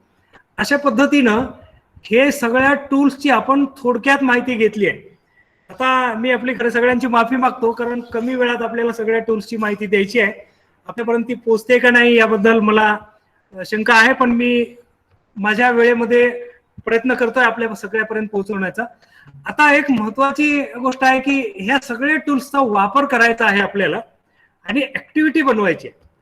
आता इथून पुढचा जो पार्ट आहे तो म्हणजे खरोखर आपल्याला जिओजेब्रा प्रत्यक्ष शिकायला सुरुवात करायची आहे ऍक्टिव्हिटीच्या माध्यमातून. ऍक्टिव्हिटीमध्ये आपल्याला बऱ्याच गोष्टी कराव्या लागतात. जसं आता आपण काही समांतर रेषा काढून बघितल्या आहेत, रेषाखंड काढून बघितले आहेत, त्रिकोण काढून बघितले आहेत. म्हणजे आता मी असं गृहीत धरतो की आपल्याला line, perpendicular line, bisector line, angle bisector हे सगळे टूल्स वापरता येतात. तर मग आपण आता प्रत्यक्षात एक ऍक्टिव्हिटी करून बघूया आणि आपल्या वेळात जितक्या ऍक्टिव्हिटी आपल्याला होऊ शकतील त्या सगळ्या आपण या ठिकाणी करण्याचा प्रयत्न करतो आहे. पण जी ऍक्टिव्हिटी आपण करणार आहोत ती कम्प्लीट समजण्याचा एक मी ऍक्टिव्हिटी आपल्याला करून दाखवतो. एक साधी ऍक्टिव्हिटी आहे, त्रिकोणांच्या बाह्य कोणाचे माप त्याच्या दूरस्थ आंतरकोणाच्या मापाच्या बेरजेवढे असते. हा गुणधर्म मला विद्यार्थ्यांना त्रिकोणामध्ये त्रिकोणाचे मुवमेंट करून सांगायचं आहे. त्यासाठी मी एक ट्रायंगल या ठिकाणी घेतो. बघा, त्यासाठी एकतरी पॉलिगॉनचा ऑप्शन आपण वापरू शकता किंवा सेगमेंट वापरून ट्रायंगल काढू शकता. मी इथे एक ट्रायंगल घेतला. हा एक एबीसी ट्रायंगल आला आणि त्याचा एक मला बाह्य कोण पाहिजे. तर त्यासाठी मी हा बी बिंदूवर एक मला बाह्य कोण पाहिजे. त्यासाठी मी एक लाईनचा टूल घेतो आणि सी बिंदू मधून बी बिंदू मधून जाणारी एक लाईन आणि या लाईनवर इथे एक बाहेर एक पॉइंट घेतलं. बघा, DBE हा बाह्य कोण आहे आणि आता आपल्याला विद्यार्थ्यांना बाह्य कोणाचा माप ह्या दूरस्थ आंतरकोणांच्या मापाच्या बेरजेवढे असते हे समजून सांगायचंय. त्यासाठी मी ह्या सगळ्या कोणांची माप मोजून घेतो. आपल्याला माहिती आहे अँगल टूल मध्ये अँगल हा टूल वापरल्यानंतर आपल्याला ते सगळे अँगल्स मेजर करता येतात. आणि इथे बघा, हा बाह्य कोण मोजला तो 125.48 असा आलाय. त्याचबरोबर मला हा सी कोण मोजायचा आहे. तर मग हा BCD असा क्लिक केला. त्याचबरोबर डी कोण पण मोजायचा आहे मला आणि या पद्धतीने मला ह्या दोन आतल्या कोणांची आणि ह्या बाह्य कोणांचं माप मिळालं. ते व्यवस्थित दिसण्यासाठी मी त्याला मूव करून घेतो या पद्धतीनं. हे बघा, आता ही प्रॉपर्टी आपण मुलांना कशी समजून सांगणार आहे. तर बाह्य कोणाचे माप त्याच्या दूरस्थ आंतरकोणांच्या मापाच्या बेरजेवढे असते हे आपल्याला मुलांना सांगायचं आहे. त्यासाठी आपल्याला तो टेक्स्ट जर डेस्कटॉपवर शो करायचा असेल तर मी इथं टेक्स्ट बॉक्स शो करतो. काय शो करणार आहे मी, तर हा जो बाह्य कोण बी आहे ह्या बाह्य कोणाचं माप ह्या दोन्हीच्या बेरजेवढ आहे हे मला तिथे दाखवायचं आहे. तर ते कसं दाखवणार आहे, मी हे तिन्ही अँगल अगोदर तिथे दाखवतो. त्याच्यातला एक आहे अँगल बी. आता ह्याचा अँगल आपल्याला कुठे मिळेल किंवा मी सध्या आता कमी वेळामध्ये हे करायचं आहे, ANBLE असं टाईप करतो. बघा, अँगल बी अर्थात तो बाह्य कोण आहे तो मला तिथे दाखवायचा आहे आणि त्याचं मेजरमेंट आपल्याला तिथे दाखवायचं आहे. आता ह्या अँगलचं मेजरमेंट दाखवायचं असेल तर काय करावं लागेल, तर अँगल बी असं टाईप केल्यानंतर अँगल बी ला अल्फा मध्ये दाखवलं इथे आणि अल्जेब्रा व्ह्यू मध्ये इथे अल्फा दिसतंय. जर मी इथल्या अल्फाला क्लिक केला तर मला या ठिकाणी बी अँगलचं मेजरमेंट मिळतं. ह्याला मी मोठ्या साईज मध्ये करून घेतो. बघा, तर ह्याची साईज आपण जरा वाढवून घेतली आणि त्याला बोल्ड केला. तर हा अँगल बीचं मेजरमेंट आहे जो बाह्य कोण आहे त्या बाह्य कोणाला इथे घेतलंय मी. यानंतर त्याच्यातले आतले कोण हे आपल्याला दाखवायचे असतं. परत एकदा आपण हा टेक्स्ट बॉक्स घेतला आणि त्याचा अँगल सी घेतला इथे.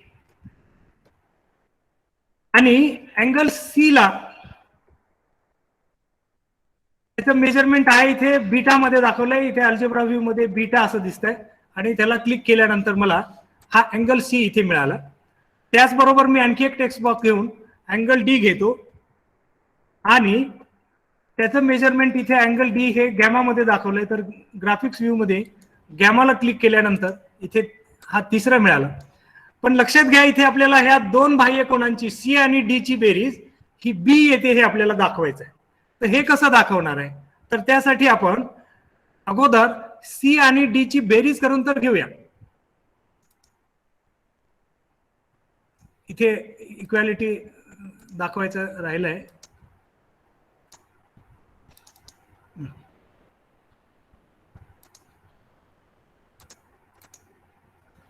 हा इथे इक्वल साइन टाकायचं राहिले, मी त्याला एडिट करून घेतोय. हा येस. आता अगोदर सी आणि डी अँगलची बेरीज करून घ्या आणि इनपुट बार मध्ये इथे तुम्हाला सी आणि डी ची बेरीज दुसऱ्या कुठल्याही एखाद्या व्हेरिएबल मध्ये करायच्या. फॉर एक्झाम्पल समजा मी के असं टाईप केलं तर के इक्वल टू इथला अँगल सी म्हणजे अल्फा आहे. इकडच्या बाजूला इथे पुढच्या बाजूला इथेचे ऑप्शन दिसत आहेत. सी चा मेजरमेंट हे बीटा आहे तेव्हा बीटा असं टाईप केलं प्लस त्याच्यानंतर पुढं डी चा नाव इकडे गॅमा असं दिलंय. मी गॅमाला टाईप केलं आणि एंटर केल्यानंतर मला इथं ही के ची व्हॅल्यू मिळाली आहे बघा. आणि ही के ची व्हॅल्यू इथे ग्राफिक्स व्ह्यू मध्ये दिसते. के ची व्हॅल्यू 125 आहे. आता मला सी आणि डी ची बेरीज इथे ग्राफिक्स व्ह्यू वर दाखवायची. तर त्यासाठी मी थोडक्यामध्ये टाईप करतो angle C plus angle D equal to आणि ही बेरीज इथे मी घेतली होती के. बघा सी आणि डी अँगलची बेरीज इथे 125.48 आली आहे. इथल्या बाह्य कोणाचं माप ही 125.48 आहे. ही एवढी ऍक्टिव्हिटी इथे केल्यानंतर आता त्याला आकर्षक दाखवायचं असेल तर कलर चेंज करा, फॉन्ट साईज चेंज करा वगैरे वगैरे. आता थोड्या वेळात मला ही ऍक्टिव्हिटी दाखवायची असल्यामुळे मी घाई करतोय. बघा आता इथे मी जर सगळ्यात महत्वाची गोष्ट म्हणजे या फिगर मध्ये अँगलचे मेजरमेंट जरी बदलले हे महत्वाचं आहे. जिओजेब्राची जी महत्वाची जी काही प्रॉपर्टी आहे ती ही आहे. बघा ट्रायंगल मधील सी आणि डी चे अँगल बदलले. सी चा अँगल 111.8 डिग्री झालाय तर डी चा अँगल हा 39.14 डिग्री आहे आणि बी चा अँगल ऑलरेडी 150.95 डिग्री आहे. तर सी आणि डी ची बेरीज ऑलरेडी 150.95 म्हणजे जर इथे डी ह्या ट्रायंगल मध्ये कितीही ट्रान्सफॉर्मेशन आल्या, कितीही बदल झाले तर त्या पद्धतीने ह्या सगळ्या व्हॅल्यूज बदलत आहेत. परंतु बाह्य कोणाचे माप त्याच्या दूरस्थ आंतरकोनांच्या मापाच्या बेरजे एवढं आहे. ही प्रॉपर्टी कायम राहते. म्हणजे विद्यार्थ्यांना आकृत्यांमध्ये बदल होताना सुद्धा हा बाह्य कोणाचा गुणधर्म कसा कायम राहतो हे अंडरस्टँडिंग करता येणं हे त्याच्यातला महत्वाचा भाग आहे. मला सूचना आहे की आता या ठिकाणी थांबवायचंय. मी फक्त आपल्या सर्व गणित बांधवांनी एक विनंती करतो की जिओजेब्रा मधली एक ऍक्टिव्हिटी करायला किमान अर्धा पाऊण तास वेळ लागतो अगदी समजून घेण्यासाठी. मग ही ऍक्टिव्हिटी किती असू शकतात याला काही लिमिट नाही. आपण मागे वेबिनार एक झालं होतं त्यामध्ये ऑनलाईन वेबिनार मध्ये आपले गणित शिक्षक आहेत सिंधुदुर्ग मधले आपले शमशुद्दीन अत्तार सर आमच्या IITच्या ट्रेनिंग मधले आमचे बॅचमेट होते. आणि खरं म्हणजे मला हे जिओजेब्राची जी काही प्रेरणा ही त्यांच्याकडून मिळाली. एक गणित माध्यमिक गणित शिक्षक असूनही इतका त्यांचा नॉलेज आहे या जिओजेब्रामध्ये. बऱ्याच वेळेला आपल्या काही अडचणी आल्या तर आम्ही सुद्धा त्यांना फोन करतो. परंतु हा जिओजेब्रा त्यांनी IIT मध्ये सुद्धा तिथल्या प्रोफेसरपेक्षा आम्हाला आपल्या माध्यमिक शिक्षकाने शिकवला आहे त्याचा जास्त अभिमान वाटतो. आपण सर्वांना जिओजेब्रा शिकण्यासाठी वेगवेगळ्या गोष्टी उपलब्ध आहेत. परंतु ह्या ऍक्टिव्हिटी करताना आपण टूल्सचा मात्र योग्य पद्धतीने वापर करून कराव्यात अशी आपल्या सगळ्यांना विनंती करतो. काही अडचण आली तर आपण संपर्क साधला तरी आपण त्याबद्दलची अडचण काय असेल तर आपण त्या संबंधी बोलू शकतो. मला वाटतं आता मला या ठिकाणी इथे थांबायचं आहे. तर मी पुन्हा एकदा कदम सरांचे, गिरी मॅडमचे, मुरकुटे सरांचे आणि आपल्या सर्व गणित शिक्षकांचे आभार मानतो आणि मी माझं प्रेझेंटेशन थांबवतो. धन्यवाद. सर काही शंका समाधान घ्यावं, काय म्हणतायत सर? काय काय अडचण आहे का विचारतील सर. हॅलो. हा काय कदम सर शंकावर ग्रुपवर घ्या आता. बर आहेत. हा कारण एक 1:30 वाजायला लागलाय. हो तुमचा आवाज आपली 2 वाजता दुसरी ट्रेनिंग सुरू होणार आहे. ठीक आहे. आणि कसं जवळजवळ 30 ते 35 लोक लिव्ह झाले त्याच्यातून. अच्छा ठीक. सन्माननीय अनिलजी मुरकुटे साहेब या वेबिनार साठी उपस्थित झालेले सरांचं मनपूर्वक स्वागत आहे. आताच आपल्या सर्वांना अगदी जवळपास 1.5 तास सन्माननीय कामाळे सरांनी अगदी जीव जबरासारखा जादुई विषय आपल्या समोर ठेवला. खरं तर बहुतांशी जणांसाठी हा विषय तोंड ओळख असावा कदाचित, आणि या विषयाचा दृढ परिचय होण्यासाठी आपल्याला 3-4 स्टेज पूर्ण कराव्या लागतील. पहिल्यांदा आज आपल्याला बऱ्याच जणांना ओळख झाली असेल, तोंड ओळख झालेली आहे या विषयाची. काही जणांना त्याची ओळख झाली असेल, काही जणांना थोडासा परिचय झालेला असेल, आणि आता आपल्याला दृढ परिचयाकडे वाटचाल करायची आहे. आणि म्हणून जिओ जेब्रासारखा विषय आपल्याला आणखी काही त्याच्यासाठी वेबिनार घ्यावे लागतील, आणि प्रत्येकाला स्वतःला प्रॅक्टिकल केल्याशिवाय हा विषय आपल्या गळी उतरणार नाही. आणि म्हणून आपण सगळ्यांनी आता मोबाईलवर अवलंबून न राहता घरी संगणक किंवा लॅपटॉप घेणं खूप अत्यंत आवश्यक आहे, जेणेकरून आपण हा विषय चांगल्या पद्धतीनं हाताळू शकतो. अगदी अंतःकरण धन्यवाद आदरणीय कामाळे सर. यानंतर मी सन्माननीय प्राचार्य अनिलजी मुरकुटे साहेबांना विनंती करतो की सर आपण सर्वांना मार्गदर्शन करा. नमस्कार, आवाज येतो मारुती सर? येतो सर. हा ओके. सर्वांना नमस्कार.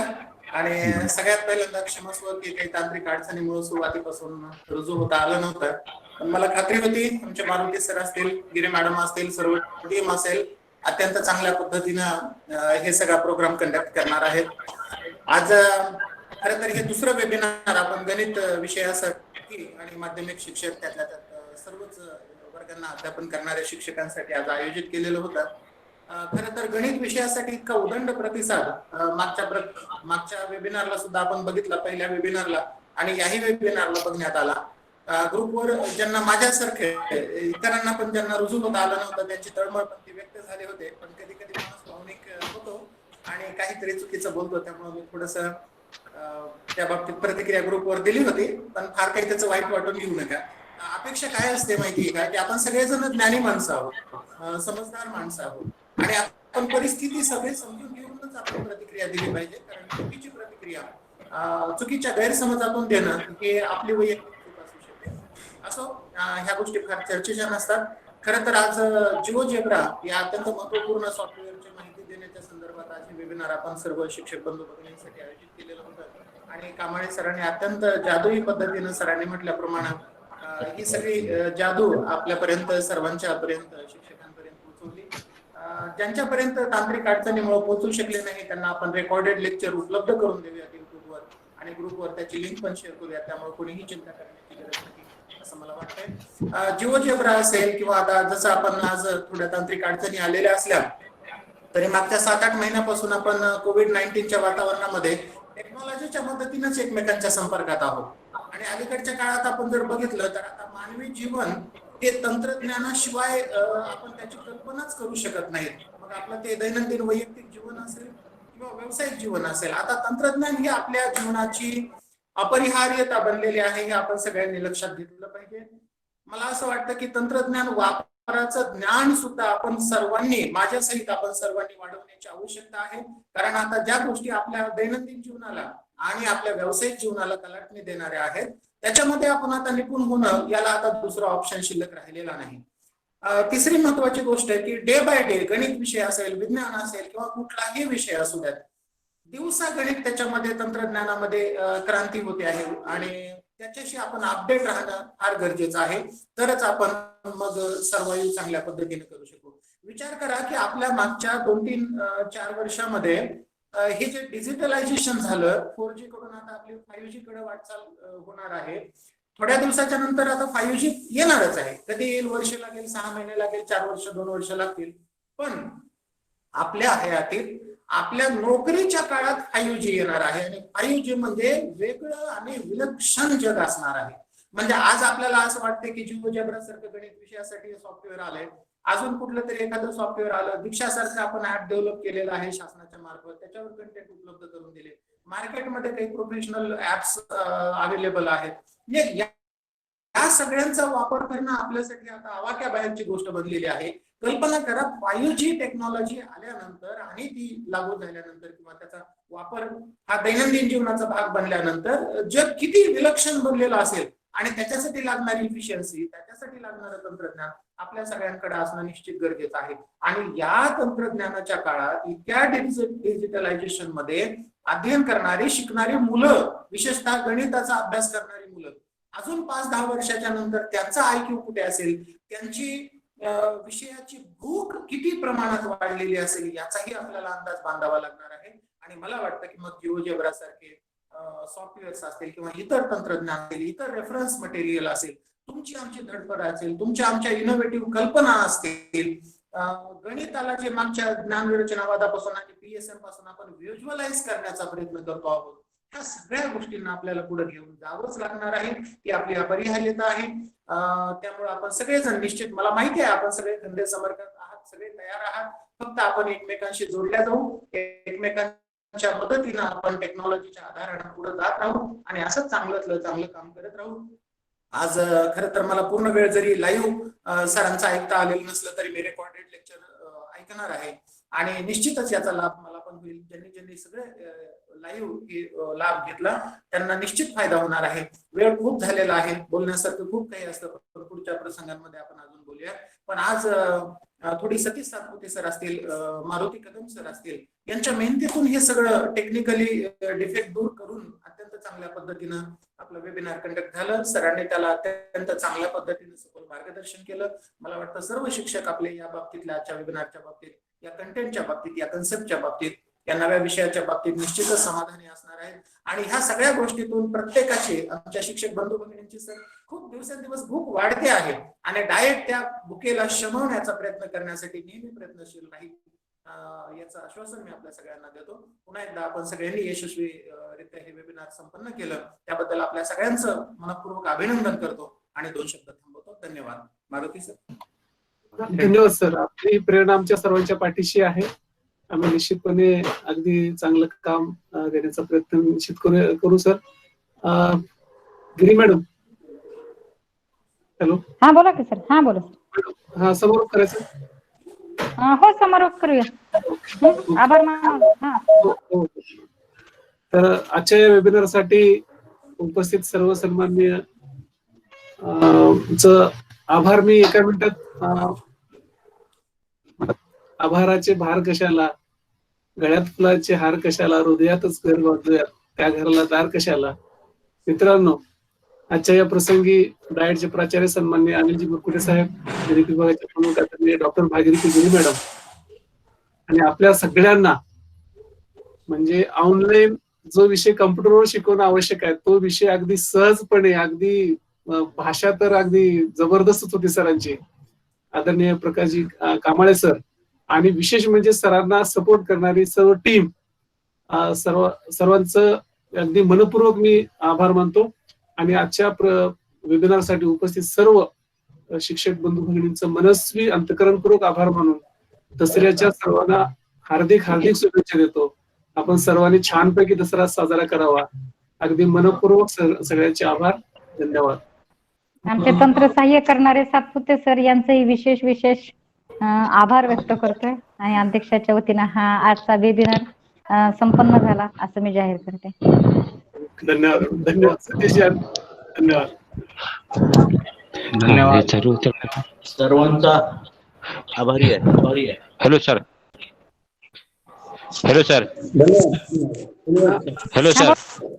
हा बोला सर.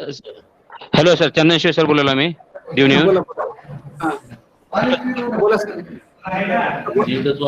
चंदन शिवे सर बोला तुम्ही.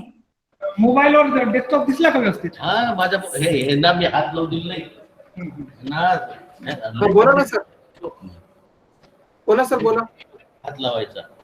ओके, सर्वांना विनंती आहे की आपण यानंतर आजची उपस्थितीची लिंक सगळ्यांनी भरावी अशी सगळ्यांना विनंती आहे. थांबूया आता. धन्यवाद.